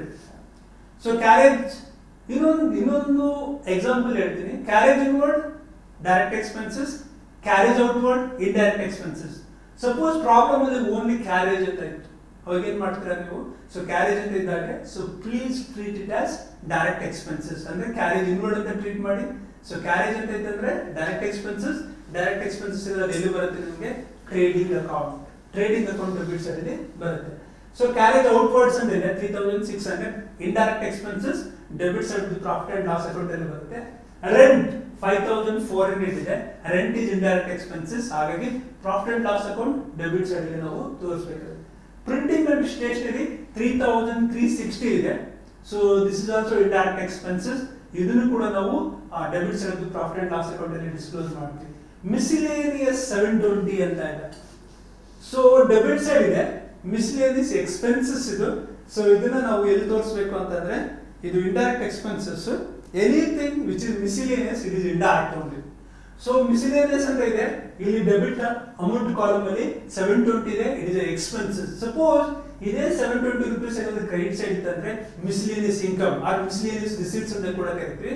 ಇದನ್ನ ಅದರ್ ಇನ್ಕಮ್ ಅಂತ ಕೂಡ ಕರಿತೀವಿ ಯಾವಾಗ ಕ್ರೆಡಿಟ್ ಸೈಡ್ ಅಲ್ಲಿ ಕೊಟ್ಟಾಗ. ಬಟ್ ಈ ಸಂದರ್ಭದಲ್ಲಿ ಕ್ರೆಡಿಟ್ ಸೈಡ್ ಇಲ್ಲ, it is debit side. So ಹಾಗಾಗಿ 720 ಇಸ್ ಎಕ್ಸ್ಪೆನ್ಸಸ್. ಇದು ಅದರ್ ಎಕ್ಸ್ಪೆನ್ಸಸ್ ಅಂತ ಕರಿತೀವಿ. ಅದರ್ ಇಂಡೈರೆಕ್ಟ್ ಎಕ್ಸ್ಪೆನ್ಸಸ್ ಇದನ್ನ ನಾವು ಎಲ್ಲಿ ಡಿಸ್ಕ್ಲೋಸ್ ಮಾಡಬೇಕು ಅಂತಂದ್ರೆ debit side of the profit and loss account. Advertisement 18,000 ಇದೆ. So it is also indirect expenses. Profit and loss account debit side ಅಲ್ಲಿ ನಾವು ಇದು ಮಾಡಬೇಕು. ಡಿಸ್ಕೌಂಟ್ 420 rupees ಇದೆ, ಡೆಬಿಟ್ ಸೈಡ್ ಇದೆ. ಸೊ ಡಿಸ್ಕೌಂಟ್ ಅಲೋ ಅಂದ್ರೆ ನಾವು ಡಿಸ್ಕೌಂಟ್ ಅಲೋ ಮಾಡಿದ್ವಿ, ನಮಗೆ ಲಾಸ್ ಆಗ್ತಾ ಇದೆ 420 rupees, ಹಾಗಾಗಿ ಡೆಬಿಟ್ ಸೈಡ್ ಇದೆ. ಸಪೋಸ್ ಇದೇ ಡಿಸ್ಕೌಂಟ್ ಏನಾದ್ರು ಕ್ರೆಡಿಟ್ ಸೈಡ್ ಅಲ್ಲಿ ಅಂತಂದ್ರೆ ಡಿಸ್ಕೌಂಟ್ ರಿಸೀವ್. ನಾವು ಕ್ರೆಡಿಟರ್ಸ್ ಡಿಸ್ಕೌಂಟ್ ನ ರಿಸೀವ್ ಮಾಡಿದೀವಿ, ನೀವು ಡೆಟಾರ್ಸ್ ಡಿಸ್ಕೌಂಟ್ ಅಲೋ ಮಾಡಿದ್ರೆ ನಿಮ್ಗೆ ಲಾಸ್ ಆಗುತ್ತೆ. ಸೊ ಅದನ್ನ ನಾವು ಡೆಬಿಟ್ ಸೈಡ್ ಅಲ್ಲಿ ತೋರಿಸ್ತೀವಿ. ನೀವು ಕ್ರೆಡಿಟರ್ಸ್ ಡಿಸ್ಕೌಂಟ್ ರಿಸೀವ್ ಮಾಡಿದ್ರೆ ನಿಮ್ಗೆ ಇನ್ಕಮ್ ಆಗುತ್ತೆ, ಅದನ್ನ ನಾವು ಕ್ರೆಡಿಟ್ ಸೈಡ್ ಅಲ್ಲಿ ಟ್ರಯಲ್ ಬ್ಯಾಲೆನ್ಸ್ ತೋರಿಸ್ತೀವಿ. ಆದ್ರೆ ಈ ಪ್ರಾಬ್ಲಮ್ ಅಲ್ಲಿ ನಮಗೆ ಡಿಸ್ಕೌಂಟ್ 420 rupees ಡೆಬಿಟ್ ಕಾಲಮ್ ಅಲ್ಲಿ ಇದೆ, ಡೆಬಿಟ್ ಅಮೌಂಟ್ ಕಾಲಮ್ ಅಲ್ಲಿ ಇದೆ. ಸೊ ಹಾಗಾಗಿ ಇಟ್ಸ್ ಎ ಲಾಸ್. ಸೊ ಇದನ್ನ ಕೂಡ ನಾವು ಇಂಡೈರೆಕ್ಟ್ ಎಕ್ಸ್ಪೆನ್ಸಸ್ ಅಂತ ಕರಿತೀವಿ, ಆ ಇಂಡೈರೆಕ್ಟ್ ಲಾಸ್ ಅಂತ ಕರಿತೀವಿ. ಇದನ್ನ ನಾವು ಎಲ್ಲಿ ಪ್ರೆಸೆಂಟ್ ಮಾಡ್ತೀವಿ ಅಂತಂದ್ರೆ, so profit and loss account debit side ಅಲ್ಲಿ ಟು ಡಿಸ್ಕೌಂಟ್ ಅಕೌಂಟ್ ಅಂತ ಹೇಳ್ಬಿಟ್ಟು 420 rupees ಅಮೌಂಟ್ ಕಾಲಮ್ ಅಲ್ಲಿ ಹಾಕ್ತೀವಿ. ಇನ್ಶೂರೆನ್ಸ್ 840 rupees ಇದೆ, it is also indirect expenses. ಇದನ್ನ ನಾವು debit side profit and loss account ಅಲ್ಲಿ ಡಿಸ್ಕ್ಲೋಸ್ ಮಾಡ್ತೀವಿ. ಡೆಟಾರ್ಸ್ 75,600 rupees ಇದೆ. So debtors means what? Debtors means receivables. Receivables ಇದು ಡೆಟಾರ್ ನ ಪದ ಯಾವಾಗ ಬಿಸ್ನೆಸ್ ಅಲ್ಲಿ ಬರುತ್ತೆ ಅಂದ್ರೆ ಕ್ರೆಡಿಟ್ ಸೇಲ್ಸ್ ಇರಬೇಕು ನಿಮಗೆ. ಕ್ರೆಡಿಟ್ ಸೇಲ್ಸ್ ಇದ್ದಾಗ ಮಾತ್ರ ನಿಮಗೆ ಡೆಟಾರ್ಸ್ ಬರುತ್ತೆ, ಕ್ರೆಡಿಟ್ ಸೇಲ್ಸ್ ಇದ್ರೆ ಡೆಟಾರ್ಸ್ ಬರಲ್ಲ. ಸೊ ಡೆಟಾರ್ಸ್ ಅಂದ್ರೆ ಏನಪ್ಪ? ರಿಸೀವಬಲ್ಸ್. ಸೊ ನೀವು ಕ್ರೆಡಿಟ್ ಬೇಸಿಸ್ ಮೇಲೆ ಗೂಡ್ಸ್ ಸೋಲ್ಡ್ ಮಾಡಿರ್ತೀರಾ, ಅಮೌಂಟ್ ಬಂದಿರಲ್ಲ. ಸೊ ಫ್ಯೂಚರ್ ಡೇಸ್ ಅಲ್ಲಿ ನಿಮಗೆ ವಾಪಸ್ ಬರುತ್ತೆ. So customers, okay, the person use purchase goods on credits, ಅವ್ರನ್ನ ನಾವು ಡೆಟಾರ್ಸ್ ಅಂತ ಕರಿತೀವಿ. ಸೊ ಎಷ್ಟಿದೆ? 75,600. It is a balance sheet item. ಇದನ್ನ ನಾವು ಕರೆಂಟ್ ಅಸೆಟ್ ಅಂತ ಕೂಡ ಕರಿತೀವಿ ನಾವು. ಸೊ ಇದನ್ನ ನಾವು balance sheet under the end of current asset ಅಲ್ಲಿ ಡಿಸ್ಕ್ಲೋಸ್ ಮಾಡ್ತೀವಿ. ಇಷ್ಟೆಲ್ಲ ನೋಡಾದ್ಮೇಲೆ total credit side, total debit side ಎರಡೂ ಮ್ಯಾಚ್ ಆಗಬೇಕು ನಿಮಗೆ ಟ್ರಯಲ್ ಬ್ಯಾಲೆನ್ಸ್ ಅಲ್ಲಿ. ಓಕೆ, ಸೊ ಎಕ್ಸಾಮ್ ಅಲ್ಲಿ calculators are allowed, I mean scientific calculators are not allowed. So normal calculators are allowed. ಹಾಗಾಗಿ ಕ್ಯಾಲ್ಕುಲೇಟರ್ ಇರುತ್ತೆ, ಅದ್ರ ಸಹಾಯದಿಂದ total debit to total credit ಸರಿ ಇದೆಲ್ಲ ಒಂದ್ಸರಿ ಚೆಕ್ ಮಾಡ್ಕೊಳ್ಬೇಕು ಪ್ರಾಬ್ಲಮ್ ಸಾಲ್ವ್ ಮಾಡೋಕೆ ಮುಂಚಿತವಾಗಿ. ಇನ್ ಕೇಸ್ ಏನಾದ್ರು ಎರರ್ ಇದ್ರೆ, ಸೊ 99% ಎರರ್ ಫ್ರೀ ಇರುತ್ತೆ, 1% ಏನಾದ್ರು ಎರರ್ ಇತ್ತಂದ್ರೆ ಸೊ ಅದನ್ನ ನೀವೇನಾದ್ರೂ ಒಂದು ಸಸ್ಪೆನ್ಸ್ ಅಕೌಂಟ್ ಕ್ರಿಯೇಟ್ ಮಾಡೋದು ತುಂಬಾ ರೇರ್ ಸಿನಾರಿಯೋ. ಸೊ ಅದನ್ನ ಯೂಶಲಿ ಆ ತರ ಬರಲ್ಲ, ಬಂದ್ರೆ ಸಸ್ಪೆನ್ಸ್ ಅಕೌಂಟ್ ಕ್ರಿಯೇಟ್ ಮಾಡಿ. ಓಕೆ, ಸೊ ನಾನು ನಿಮ್ಮ ಹಳೆ question paper, I mean previous year question paper ನೋಡಿದಾಗ ಯಾವ ಪ್ರಾಬ್ಲಮ್ ಕೂಡ ಆ ತರ ಬಂದಿಲ್ಲ. ಬಂದ್ರೆ this is the solution for you. Okay, ಇಲ್ಲ ಅಂತಂದ್ರೆ ಯಾವುದೋ ಒಂದು ಎಕ್ಸ್ಪೆನ್ಸಸ್ ಇಲ್ಲ ಇನ್ಕಮ್ ನ ನೀವು ಕ್ರಿಯೇಟ್ ಮಾಡ್ಕೊಳ್ಬೇಕಾದ್ರೆ ಮಾಡ್ಕೊಳ್ಬಹುದು, ಬಟ್ ನೋಟ್ ಬರೀಬೇಕು. Okay, so be careful. Okay, problem ನ ಓದಾದ್ಮೇಲೆ total credit side, total debit side ಎರಡೂ ಮ್ಯಾಚ್ ಆಗಬೇಕು. ಈ ಪ್ರಾಬ್ಲಮ್ ಅಲ್ಲಿ ಬೋತ್ ಸೈಡ್ ಎಷ್ಟಿದೆ ಅಂತಂದ್ರೆ 6,15,540 rupees ಇದೆ. ಸೊ ಇದಾದ್ಮೇಲೆ ಅಡ್ಜಸ್ಟ್ಮೆಂಟ್ ನೋಡೋಣ. ಅದರ್ ಅಡ್ಜಸ್ಟ್ಮೆಂಟ್ ಅಲ್ಲಿ ಏನೇನಿದೆ ನೋಡ್ತಾ ಹೋಗೋಣ. Closing stock rupees 46,000. So closing stock ಎಷ್ಟಿದೆ? 46,000 rupees ಇದೆ. ಇದಕ್ಕೆ ಅಕೌಂಟಿಂಗ್ ಟ್ರೀಟ್ಮೆಂಟ್ ಹೇಗೆ ಕೊಡ್ತೀವಿ ಅಂತಂದ್ರೆ, ಇದನ್ನ ನಾವು first trading account credit side ಅಲ್ಲಿ ಸೇಲ್ಸ್ ಆದ್ಮೇಲೆ ಬೈ ಕ್ಲೋಸಿಂಗ್ ಸ್ಟಾಕ್ 46,000 ಅಂತ ತೋರಿಸ್ತೀವಿ. That is the first accounting treatment. Second, ಇದನ್ನ ಎಲ್ಲಿ ಡಿಸ್ಕ್ಲೋಸ್ ಮಾಡ್ತೀವಿ ಅಂತಂದ್ರೆ, ಸೊ ಬ್ಯಾಲೆನ್ಸ್ ಶೀಟ್ ಅಲ್ಲಿ. ಬ್ಯಾಲೆನ್ಸ್ ಶೀಟ್ ಅಲ್ಲಿ ಎಲ್ಲಿ? ಕರೆಂಟ್ ಅಸೆಟ್ ಕೆಳಗಡೆ ನಾವು ಕ್ಲೋಸಿಂಗ್ ಸ್ಟಾಕ್ ನ ಇದು ಮಾಡ್ತೀವಿ. ಓಕೆ, ಕರೆಂಟ್ ಅಸೆಟ್ ಕೆಳಗಡೆ ಕ್ಲೋಸಿಂಗ್ ಸ್ಟಾಕ್ ನ ನಾವು ಡಿಸ್ಕ್ಲೋಸ್ ಮಾಡ್ತೀವಿ. ಕ್ಲೋಸಿಂಗ್ ಸ್ಟಾಕ್ ನ ನಾವು ಇನ್ವೆಂಟರಿ ಅಂತ ಕೂಡ ಕರಿತೀವಿ, ಕ್ಲೋಸಿಂಗ್ ಇನ್ವೆಂಟರಿ ಅಂತ ಕೂಡ ಕರಿತೀವಿ. ಸೊ ಅಡ್ಜಸ್ಟ್ಮೆಂಟ್ ನಂಬರ್ ಡಿ ಬನ್ನಿ. Debtors include ₹1,000 bad debts and provision for bad debts, provision for bad and doubtful debts, PDD, provision for bad and doubtful debts is to be maintained at 5%. This is common adjustment. ನೀವು ಪ್ರತಿಯೊಂದು final accounts ಅಲ್ಲಿ ನೀವು ಬ್ಯಾಡ್ debts, RDD or PDD ಬಗ್ಗೆ adjustment ನೋಡ್ತಾ ಹೋಗ್ತೀರಾ. So ಇದನ್ನ ತುಂಬಾ careful ಆಗಿ ಅಬ್ಸರ್ವ್ ಮಾಡಬೇಕು. ಬ್ಯಾಡ್ ಡೆಟ್ಸ್ ಬಗ್ಗೆ ಏನಾದ್ರು ಅಡ್ಜಸ್ಟ್ಮೆಂಟ್ ಅಲ್ಲಿ ಇನ್ಫಾರ್ಮೇಶನ್ ಕೊಟ್ಟಿದ್ರೆ ಅಡಿಷನಲ್ ಬ್ಯಾಡ್ ಡೆಟ್ ಅಂತ ಕರೀತೀವಿ. ಸೊ ಇಲ್ಲಿ ಏನಾದ್ರು ಬ್ಯಾಡ್ ಡೆಟ್ಸ್ ಇದೆ ನಿಮಗೆ ಟ್ರಯಲ್ ಬ್ಯಾಲೆನ್ಸ್ ಅಲ್ಲಿ ಬ್ಯಾಡ್ ಡೆಟ್ಸ್ ಇಲ್ಲ. ಸೊ ಅಡ್ಜಸ್ಟ್ಮೆಂಟ್ ಅಲ್ಲಿ ಬ್ಯಾಡ್ ಡೆಟ್ಸ್ ಅಂದ್ರೆ ಅಡಿಷನಲ್ ಬ್ಯಾಡ್ ಡೆಟ್ಸ್. ಅವಾಗ ನೀವೇನ್ ಮಾಡ್ಬೇಕಂದ್ರೆ ಬ್ಯಾಡ್ ಡೆಟ್ಸ್ 1,600 ಇನ್ನರ್ ಕಾಲಮ್ ತಗೊಳ್ಬೇಕು. ಎಲ್ಲಿ? Profit and loss account debit side ಅಲ್ಲಿ 1,600 inner column. Less, not less, plus RDD, provision for bad and doubtful debts is to be maintained at 5%. ಈ 5% PDD ನ calculate ಮಾಡಬೇಕಂದ್ರೆ ಡೆಟಾರ್ಸ್ ನ ನೋಡ್ಬೇಕು. ಡೆಟಾರ್ಸ್ ಎಷ್ಟಿದೆ ನಮಗೆ? 75,600 ಇದೆ. ಅದರಲ್ಲಿ ಫಸ್ಟ್ ಅಡಿಷನಲ್ ಬ್ಯಾಡ್ ಡೆಟ್ ನ ಡಿಡಕ್ಟ್ ಮಾಡಬೇಕು. ಅಡಿಷನಲ್ ಬ್ಯಾಡ್ ಡೆಟ್ಸ್ ಇದ್ರೆ ಮಾತ್ರ ಫಸ್ಟ್ ಡಿಡಕ್ಟ್ ಮಾಡಬೇಕು. ಈ ಪ್ರಾಬ್ಲಮ್ ಅಲ್ಲಿ ನಮಗೆ ಅಡಿಷನಲ್ ಬ್ಯಾಡ್ ಡೆಟ್ ಇದೆ, ಅದು ಅಡ್ಜಸ್ಟ್ಮೆಂಟ್ ಅಲ್ಲಿ ಎಷ್ಟಿದೆ? 1,600 ಇದೆ. 75,600 ಅಲ್ಲಿ 1,600 ಡಿಡಕ್ಟ್ ಮಾಡಿದ್ರೆ 74,000. ಆ 74,000 ಅಲ್ಲಿ 5% ನೀವು ಅಪ್ಲೈ ಮಾಡಿದ್ರೆ ಎಷ್ಟು ಬರುತ್ತೆ? That is called PDD. ಆ ಅಮೌಂಟ್ ಗೆ ಮತ್ತೆ ಈ ಓಲ್ಡ್ PDD ಗೆ ಕಂಪ್ಯಾರಿಸನ್ ಮಾಡಬೇಕು. ನ್ಯೂ PDD ಜಾಸ್ತಿ ಇದ್ದು ಓಲ್ಡ್ PDD ಕಡಿಮೆ ಇತ್ತಂತಂದ್ರೆ ನಾವು ಎಲ್ಲಿ ಪ್ರೆಸೆಂಟ್ ಮಾಡ್ತೀವಿ? ಸೊಲ್ಯೂಷನ್ ಅಲ್ಲಿ ಮತ್ತೊಂದು ಸರಿ ಹೇಳ್ತೀನಿ. ಸೊಲ್ಯೂಷನ್ ಅಲ್ಲಿ ಗೊತ್ತಾಗುತ್ತೆ ಹೇಗೆ ಪ್ರೆಸೆಂಟ್ ಮಾಡಬಹುದು ಅಂತ ಹೇಳ್ಬಿಟ್ಟು. So please focus on this one. Adjustment number 2 ಏನಿಲ್ಲ ಅಡಿಷನಲ್ ಬ್ಯಾಡ್ ಡೆಟ್ಸ್ ಪಿಡಿಡಿ ಆರ್ ಆರ್ಡಿಡಿ ಅದ್ರ ಬಗ್ಗೆ ಗಮನ ಹರಿಸಿ. ಓಕೆ, ಸೊ ಮತ್ತೊಂದು ಸರಿ ಹೇಳ್ತೀನಿ, ಇದು ಅಡ್ಜಸ್ಟ್ಮೆಂಟ್ ತುಂಬಾ ಕನ್ಫ್ಯೂಸಿಂಗ್ ಪಾರ್ಟ್. ಇದು ತುಂಬಾ ಸ್ಟೂಡೆಂಟ್ಸ್ ಫೇಲ್ ಆಗ್ತಾರೆ ಇದನ್ನ ಅರ್ಥ ಮಾಡ್ಕೊಳ್ಳೋದ್ರಲ್ಲಿ. ಸೊ ಹಾಗಾಗಿ ಮತ್ತೊಂದು ಸರಿ ಹೇಳ್ತೀನಿ, ಯಾವಾಗಲೂ ಅಡ್ಜಸ್ಟ್ಮೆಂಟ್ ಅಲ್ಲಿ ಏನಾದ್ರು ಬ್ಯಾಡ್ ಡೆಟ್ಸ್ ಅಡಿಷನಲ್ ಬ್ಯಾಡ್ ಡೆಟ್ಸ್ ಇದ್ರೆ ಫಸ್ಟ್ ಸಂಡಿ ಡೇಟಾಸ್ ಡಿಡಕ್ಟ್ ಮಾಡಾದ್ಮೇಲೆ ನಿಮಗೆ ಸಂಡಿ ಡೇಟಾಸ್ ಅಮೌಂಟ್ ಬರುತ್ತೆ. ಅದ್ರ ಮೇಲೆ ನೀವು PDD ನ ಕ್ಯಾಲ್ಕುಲೇಟ್ ಮಾಡ್ಬೇಕು, RDD ನ ಕ್ಯಾಲ್ಕುಲೇಟ್ ಮಾಡ್ಬೇಕು. ಈ ಪ್ರಾಬ್ಲಮ್ ಅಲ್ಲಿ ನಿಮಗೆ ಡೇಟಾ ಎಷ್ಟಿದೆ 75,600 ಇದೆ. ಅಡಿಷನಲ್ ಬ್ಯಾಡ್ ಡೆಟ್ಸ್ ಎಷ್ಟಿದೆ ನಿಮಗೆ 1,600 ಇದೆ. 75,600 ಅಲ್ಲಿ 1,600 ಡಿಡಕ್ಟ್ ಮಾಡಿದ್ರೆ 74,000 ರೂಪೀಸ್ ಇದೆ. ಆ 74,000 ಗೆ 5% RDD ನ ಅಪ್ಲೈ ಮಾಡಬೇಕು.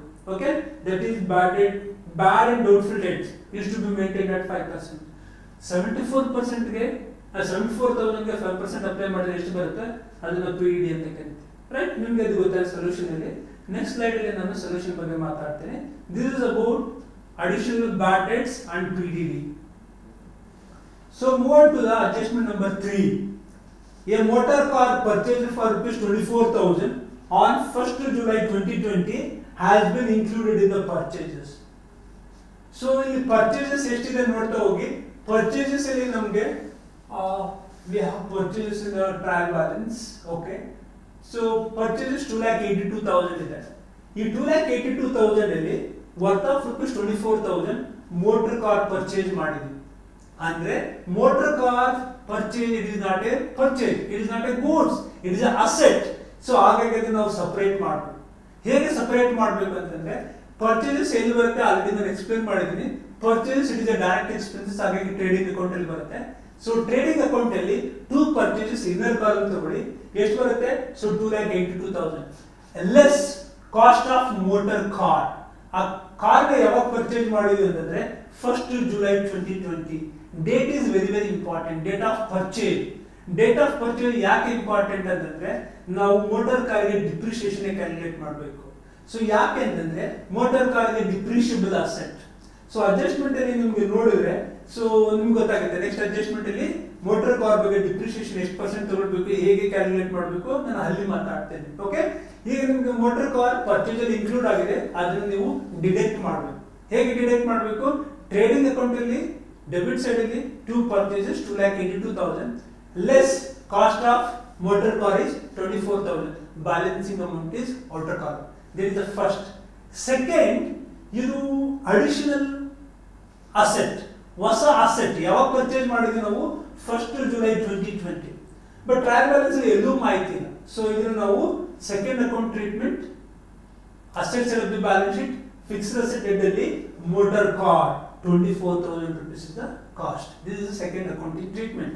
ಅಡ್ಜಸ್ಟ್ಮೆಂಟ್ ಏನೇ ಇರಲಿ ಆ ಅಡ್ಜಸ್ಟ್ಮೆಂಟ್ ಗೆ ಎರಡು ಪ್ರೆಸೆಂಟೇಷನ್ ಪಾರ್ಟ್ ಇದೆ. ಅಂದ್ರೆ ಎರಡು ರೀತಿಯಲ್ಲಿ ನಾವು ಡಿಸ್ಕ್ಲೋಸ್ ಮಾಡಬೇಕು. ಒಂದು trading account or profit and loss account, ಇನ್ನೊಂದು ಬ್ಯಾಲೆನ್ಸ್ ಶೀಟ್ ಅಲ್ಲಿ ನಾವು ಡಿಸ್ಕ್ಲೋಸ್ ಮಾಡಬೇಕಾಗುತ್ತೆ. So this is adjustment number C. Adjustment number D ಗೆ ಹೋಗೋಣ. D provide depreciation on machinery 10% per annum and motor car at 20% per annum and on furniture at 10% per annum. So ನಮ್ಮ business ಅಲ್ಲಿ ಈ problem ಅಲ್ಲಿ so we have 3 asset. ಒಂದು machinery ಇದೆ, ಇನ್ನೊಂದು furniture ಇದೆ, ಇನ್ನೊಂದು ಮೋಟಾರ್ ಕಾರ್ ಇದೆ. ಸೊ ಈ ಮೂರನ್ನ ನಾವು ಡಿಪ್ರಿಷಿಯಬಲ್ ಅಸೆಟ್ ಅಂತ ಕರಿತೀವಿ. ಇಯರ್ ಬೈ ಇಯರ್ ಈ ಮೂರು ಅಸೆಟ್ ವ್ಯಾಲ್ಯೂ ಡಿಕ್ರೀಸ್ ಆಗ್ತಾ ಹೋಗುತ್ತೆ. ಸೊ ಕರೆಂಟ್ ಅಕೌಂಟಿಂಗ್ ಪೀರಿಯಡ್ ಅಲ್ಲಿ ಸೊ ನಾವು ಮೆಷಿನರಿಗೆ 10% ಡಿಪ್ರಿಷಿಯೇಷನ್ ಅನ್ನು ಯೂಸ್ ಮಾಡಬೇಕು per annum. So 10% on cost. Machinery ನಿಮಗೆ 90,000 ಇದೆ. ಸೊ 90,000 ಗೆ 10% ಅಪ್ಲೈ ಮಾಡಿದ್ರೆ you will get 9,000. So 9,000 is the current year depreciation. ಇದನ್ನ ನಾವು ಎಲ್ಲಿ ತೋರಿಸಬೇಕು ಅಂತಂದ್ರೆ debit side of the profit and loss account ಅಲ್ಲಿ ಟು ಡಿಪ್ರಿಷಿಯೇಷನ್ ಆನ್ ಮಿಷನರಿ 9,000. ಈ 9,000 ಹೇಗೆ ಬಂತಂದ್ರೆ 10% per annum. So 10% on what? Cost of the machinery. The cost of the machinery ಎಷ್ಟಿದೆ ನಿಮಗೆ 90,000 ಇದೆ. So 90,000 ಗೆ 10% ಅಪ್ಲೈ ಮಾಡಿದ್ರೆ you will get 9,000. That 9,000 is depreciation on machinery. ಅದೇ ರೀತಿಯಾಗಿ ನೆಕ್ಸ್ಟ್ ನೋಡಿ ಮಾಲ್ motor car at 20% per annum. So motor ಕಾರ್ಗೆ ಡಿಪ್ರಿಷಿಯೇಷನ್ ಕ್ಯಾಲ್ಕುಲೇಟ್ ಮಾಡ್ಬೇಕಂದ್ರೆ ಸೊ ತುಂಬಾ ನೀವು ಎಚ್ಚರವನ್ನು ವಹಿಸಬೇಕಾಗುತ್ತೆ. ಯಾಕೆ ಅಂತಂದ್ರೆ ಯಾವಾಗ ಅದು ಪ್ಲೇಸ್ ಆಗಿದೆ ಬಿಸ್ನೆಸ್ ಅಲ್ಲಿ, ಯಾವಾಗಿಂದ ನಮ್ಮ ಬಿಸ್ನೆಸ್ ಅಲ್ಲಿ ಬಳಕೆ ಮಾಡ್ಕೊಂಡಿದ್ವಿ ಅವತ್ತಿನಿಂದ ನಮ್ಮ ಅಕೌಂಟಿಂಗ್ ಪೀರಿಯಡ್ ಯಾವಾಗ ಕ್ಲೋಸ್ ಆಗಿದೆ ಅಲ್ಲಿ ತನಕ ಮಾತ್ರ ನಾವು ಡಿಪ್ರಿಷಿಯೇಷನ್ ಕ್ಯಾಲ್ಕುಲೇಟ್ ಮಾಡ್ತೀವಿ. ಈಗ ಮಿಷನರಿ 1 year ಡಿಪ್ರಿಸಿಯೇಷನ್ ಕೊಟ್ಟಿದ್ವಿ. ಮೋಟಾರ್ ಕಾರಿಗೆ 1 year ಕೊಡಕ್ ಬರಲ್ಲ. ಯಾಕೆ 1 year ಕೊಡಕ್ ಬರಲ್ಲ ಅಂತಂದ್ರೆ ನಮ್ಮ ಅಕೌಂಟಿಂಗ್ ಪೀರಿಯಡ್ ಹೇಗೆ ಸ್ಟಾರ್ಟ್ ಆಗುತ್ತೆ, ಹೇಗೆ ಕೊಡಗೊಳ್ಳುತ್ತೆ ಈ ವಿಚಾರದಲ್ಲಿ ಅಂತಂದ್ರೆ, ಅಂದ್ರೆ ಈ ಪ್ರಾಬ್ಲಮ್ ಅಲ್ಲಿ ನಮ್ಮ accounting period starts with 1st January 2020 ends with 31st December 2020. ಈ ಒಂದು ವರ್ಷದಲ್ಲಿ ಯಾವಾಗ ಅವರು ಅಸೆಟ್ ನಾವು ಬಿಸ್ನೆಸ್ ಅಲ್ಲಿ ಇಂಟ್ರೊಡ್ಯೂಸ್ ಮಾಡ್ತಾ ಇದ್ರೆ 1st July 2020. ಮೋಟಾರ್ ಕಾರ್ಗೆ ಡಿಪ್ರಿಸಿಯೇಷನ್ ಕ್ಯಾಲ್ಕುಲೇಟ್ ಮಾಡ್ಬೇಕಂದ್ರೆ so date of business asset ನ ಬಿಸ್ನೆಸ್ ಅಲ್ಲಿ ಯಾವಾಗ ಇಂಟ್ರೊಡ್ಯೂಸ್ ಮಾಡ್ಕೊಂಡಿದ್ರೆ ಅಲ್ಲಿಂದ end of the accounting period. So 1st July to 31st December 2020 ಎಷ್ಟು ತಿಂಗಳಾಗುತ್ತೆ? 6 months ಆಗುತ್ತೆ. ಆ 6 month ಡಿಪ್ರಿಸಿಯೇಷನ್ ನಾವು ಯಾವ್ದಕ್ಕೆ ಕೊಡಬೇಕು? ಮೋಟಾರ್ ಕಾರ್ಗೆ ಕೊಡಬೇಕು. ಸೊ ಮೋಟಾರ್ ಕಾರ್ ಕಾಸ್ಟ್ ಎಷ್ಟಿದೆ? ಅದು ಅಡ್ಜಸ್ಟ್ಮೆಂಟ್ ಇದೆ 24,000 ಇದೆ. So what is the rate of depreciation? 20% into 20 divided by 100 into ಎಷ್ಟು ತಿಂಗಳು? 6 months into 0.5 ಆದ್ರೂ ಮಾಡಬಹುದು, ಇಲ್ಲ 6/12 ಅಂತ ಕೂಡ ಮಾಡಬಹುದು. ಅವಾಗ ನಿಮ್ಗೆ ಎಷ್ಟು ಬರುತ್ತೆ ಇದು ಅಂತಂದ್ರೆ it comes around 1,200. So 1,200 is a depreciation on motor car. ಇದನ್ನ ನೀವು profit and loss account debit side ಅಲ್ಲಿ to depreciation on motor car ಅಂತ ಬರೆದು ಕೆಳಗಡೆ ಬ್ರಾಕೆಟ್ ಅಲ್ಲಿ cost of the motor car is 24,000 into 20%, that is the rate of depreciation which is given in the adjustment, into how many months? It is only for 6 months. So 1 year ಆಗಿದ್ರೆ so ನೀವು into number of months ಆ ತರ ಏನೋ ಮಾಡೋದಿಲ್ಲ, direct ಆಗಿ ನೀವು ಒಂದು ವರ್ಷಕ್ಕೆ ಇದು ಮಾಡಬಹುದು. ಆದ್ರೆ ಮೋಟಾರ್ ಕಾರ್ ನಾವು 1st July 2020 ನಲ್ಲಿ ಪರ್ಚೇಸ್ ಮಾಡೋದ್ರಿಂದ ಸೊ 1st July ಇಂದ 31st December ಗೆ ಎಷ್ಟು ತಿಂಗಳಾಗುತ್ತೆ? 6 ತಿಂಗಳಾಗುತ್ತೆ. ಹಾಗಾಗಿ we need to take only 6 months depreciation for motor car. Suppose motor car ಏನಾದ್ರು 1st January 2020 ನಲ್ಲಿ ಪ್ಲೇಸ್ ಆಗಿದ್ರೆ, first day of the accounting period ಏನಾದ್ರು ಪ್ಲೇಸ್ ಆಗಿದ್ರೆ ಸೊ ಅವಾಗ ನಾವು 1 year ಡಿಪ್ರಿಸಿಯೇಷನ್ ತಗೊಳ್ಬೇಕಾಗ್ತದೆ. ಬಟ್ ಇಲ್ಲಿ ನಾವು 6 months ಮಾತ್ರ ತಗೊಳ್ತೀವಿ. This is adjustment number D ನಲ್ಲಿ ಡಿಪ್ರಿಸಿಯೇಷನ್ ಆನ್ ಮೋಟಾರ್ ಕಾರ್. ಅದೇ ರೀತಿಯಾಗಿ on furniture at 10% per annum. So furniture cost ಎಷ್ಟಿದೆ ನೋಡಿ. ಸೊ ಟ್ರಯಲ್ ಬ್ಯಾಲೆನ್ಸ್ ಅಲ್ಲಿ ಫರ್ನಿಚರ್ ಗೆ 9,000. This is cost, this is the cost of the furniture. It is a balance sheet item. 9,000 cost ಇದೆ.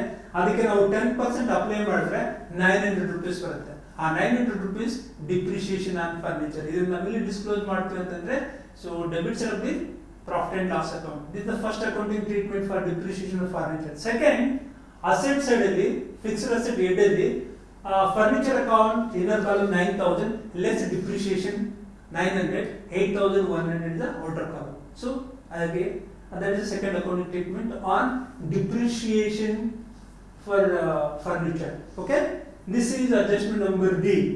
Adjustment number D ಆದ್ಮೇಲೆ look at the adjustment number E. Provide for accrued rent in respect of a portion of the office sublet at ₹200 per month for the last 6 months. ಈ portion of office building ಇದೆ. So ಅದನ್ನ ನೀವು sublet ಮಾಡಿದ್ರೆ, ಬೇರೆ ರೆಂಟ್ಗೆ ಕೊಟ್ಟಿದ್ರೆ, so ಒಂದು ತಿಂಗಳಲ್ಲಿ ನೀವು 200 rupees ನ ರಿಸೀವ್ ಮಾಡ್ತೀರಾ. For 6 months 1,200. ಇದನ್ನೇನಂತ ಕರಿತೀವಿ ನಾವು? ಔಟ್ಸ್ಟ್ಯಾಂಡಿಂಗ್ ರೆಂಟ್ ಅಂತ ಕರಿತೀವಿ. ಔಟ್ಸ್ಟ್ಯಾಂಡಿಂಗ್ ರೆಂಟ್ ಅಂದ್ರೆ ಏನಪ್ಪಾ? Income earn but not receive. Earn ಮಾಡಿದೀವಿ, ಇನ್ನು ರಿಸೀವ್ ಮಾಡ್ಕೊಂಡಿಲ್ಲ. ರಿಸೀವ್ ಮಾಡ್ಕೊಂಡಿದ್ರೆ ನಮಗೆ ಟ್ರಯಲ್ ಬ್ಯಾಲೆನ್ಸ್ ಅಲ್ಲಿ ಕರೆಂಟ್ ಇಯರ್ ಅಲ್ಲಿ ನೋಡ್ಬೋದಿತ್ತು. So trial balance credit side ಅಲ್ಲಿ ನೋಡಿದ್ರೆ ಯಾವುದು ಇನ್ಕಮ್ ಬಗ್ಗೆ ಇಲ್ಲ, ಔಟ್ಸ್ಟ್ಯಾಂಡಿಂಗ್ ರೆಂಟ್ ಬಗ್ಗೆ ಮಾಹಿತಿ ಇಲ್ಲ. ಸೊ ಹಾಗಾಗಿ ಇದನ್ನ ನಾವು ಇನ್ಕಾರ್ಪೊರೇಟ್ ಮಾಡ್ತೀವಿ. ಇದು ಇನ್ಕಮ್ ಆಗಿರೋದ್ರಿಂದ credit side of the profit and loss account ಅಲ್ಲಿ ಸೊ ಬೈ ಔಟ್ಸ್ಟ್ಯಾಂಡಿಂಗ್ ರೆಂಟ್ ಅಂತ ಹೇಳ್ಬಿಟ್ಟು ಬ್ರಾಕೆಟ್ ಅಲ್ಲಿ 200 into 6 months. ಒಂದು ತಿಂಗಳಿಗೆ 200 rupees, ಫಾರ್ 6 months ಗೆ 1,200. ಔಟರ್ ನೋಟ್ ಕಾಲಮ್ ಅಲ್ಲಿ 1,200 ಅಂತ. ಇದು ಔಟ್ಸ್ಟ್ಯಾಂಡಿಂಗ್ ಇನ್ಕಮ್ ಆಗಿರೋದ್ರಿಂದ it is A current asset. Okay, so current asset. So ಇದನ್ನ ನಾವು ಮುಂದಿನ ದಿನಗಳಲ್ಲಿ ರಿಸೀವ್ ಮಾಡ್ಕೊಳ್ತೀವಿ. ಸೊ ಹಾಗಾಗಿ ಇದನ್ನ ನಾವು ಇಲ್ಲಿ ತೋರಿಸಬೇಕಂದ್ರೆ ಅಸೆಟ್ ಸೈಡ್ ಅಲ್ಲಿ under the head of current asset ಅಲ್ಲಿ ಔಟ್ಸ್ಟ್ಯಾಂಡಿಂಗ್ ರೆಂಟ್ ಅಂತ ಹೇಳ್ಬಿಟ್ಟು it is A income. So ಅದನ್ನ 1,200 ನಾವು ಅಸೆಟ್ ಸೈಡ್ ಅಲ್ಲಿ ಬ್ಯಾಲೆನ್ಸ್ ಶೀಟ್ ಅಲ್ಲಿ ತೋರಿಸಬೇಕು. So this is the problem. Okay, so problem ನ ನೀಟಾಗಿ ಓದಿ ಅರ್ಥ ಮಾಡ್ಕೊಳ್ಳಿ. ಸೊ ಟ್ರಯಲ್ ಬ್ಯಾಲೆನ್ಸ್ ನೋಡ್ತಿದ್ದಂಗೆನೆ ಯಾವ್ದು ಟ್ರೇಡಿಂಗ್ ಐಟಮ್, ಯಾವ್ದು ಪ್ರಾಫಿಟ್ ಅಂಡ್ ಲಾಸ್ ಐಟಮ್, ಯಾವ್ದು ಬ್ಯಾಲೆನ್ಸ್ ಶೀಟ್ ಐಟಮ್ ಅದನ್ನ ನೀವು ನೋಡ್ಬೇಕು. ಸೊ ಎಕ್ಸಾಮ್ ಅಲ್ಲಿ ಯಾವುದೇ ಕಾರಣಕ್ಕೂ ಮಾರ್ಕ್ ಮಾಡಬಾರ್ದು. ಕ್ವಶನ್ ಪೇಪರ್ ಅಲ್ಲಿ ಪ್ರಾಕ್ಟೀಸ್ ಪರ್ಪಸ್ ಮನೆಯಲ್ಲಿ ಬೇಕಾದ್ರೆ ನೀವು ಹಾರ್ಡ್ ಕಾಪಿ ತಗೊಂಡು ಮಾರ್ಕ್ ಮಾಡ್ಕೊಳ್ಳಿ. ಎಕ್ಸಾಮ್ ಅಲ್ಲಿ ಯಾವುದೇ ಕಾರಣಕ್ಕೂ ಮಾರ್ಕ್ ಮಾಡಬಾರ್ದು.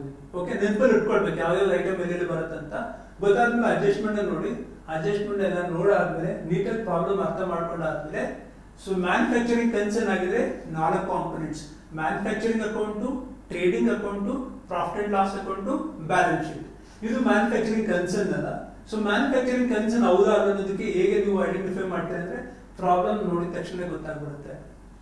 ಸೊ ಅಲ್ಲಿ ಪ್ರಿನ್ಸಿಪಲ್ ಬಿಸ್ನೆಸ್ ಈಸ್ ಮ್ಯಾನುಫ್ಯಾಕ್ಚರಿಂಗ್ ಅಂತ ಹೇಳಿದಾಗೆ ಅವಾಗ ನೀವೇನ್ ಮಾಡಬೇಕು, ಮ್ಯಾನುಫ್ಯಾಕ್ಚರಿಂಗ್ ಅಕೌಂಟ್ ಓಪನ್ ಮಾಡಬೇಕು. ಸೊ 99% ನಾನು ಆಗಲೇ ಹೇಳಿದ್ದೀನಿ, ನಿಮ್ಮ ಸಿಲೆಬಸ್ ಅಲ್ಲಿ ಮ್ಯಾನುಫ್ಯಾಕ್ಚರಿಂಗ್ ಕನ್ಸರ್ನ್ಸ್ ಬಗ್ಗೆ ಎಲ್ಲೂ ಮಾಹಿತಿ ಇಲ್ಲ. ಸೊ ಹಾಗಾಗಿ ನಿಮ್ಮ ಟ್ರೇಡಿಂಗ್ ಆರ್ಗನೈಸೇಷನ್ಗೆ ಫೈನಲ್ ಅಕೌಂಟ್ ಪ್ರಿಪೇರ್ ಮಾಡಬೇಕು. ಟ್ರೇಡಿಂಗ್ ಆರ್ಗನೈಸೇಷನ್ ಅಂತ ಬಂದಾಗೆ 3 ಕಾಂಪೊನೆಂಟ್ಸ್ ಬರುತ್ತೆ: ಒಂದು trading account, profit and loss account and balance sheet, right? So trading item ಯಾವ್ದು ನೋಡ್ಕೊಳ್ಳಿ, ಪ್ರಾಫಿಟ್ ಅಂಡ್ ಲಾಸ್ ಐಟಮ್ಸ್ ಯಾವ್ದು ನೋಡ್ಕೊಳ್ಳಿ, ಬ್ಯಾಲೆನ್ಸ್ ಶೀಟ್ ಐಟಮ್ಸ್ ಅದನ್ನ ನೋಡ್ಕೊಳ್ಳಿ. ಇಷ್ಟನ್ನು ನೋಡ್ಕೊಂಡಾದ್ಮೇಲೆ so you need to move on to the solution part.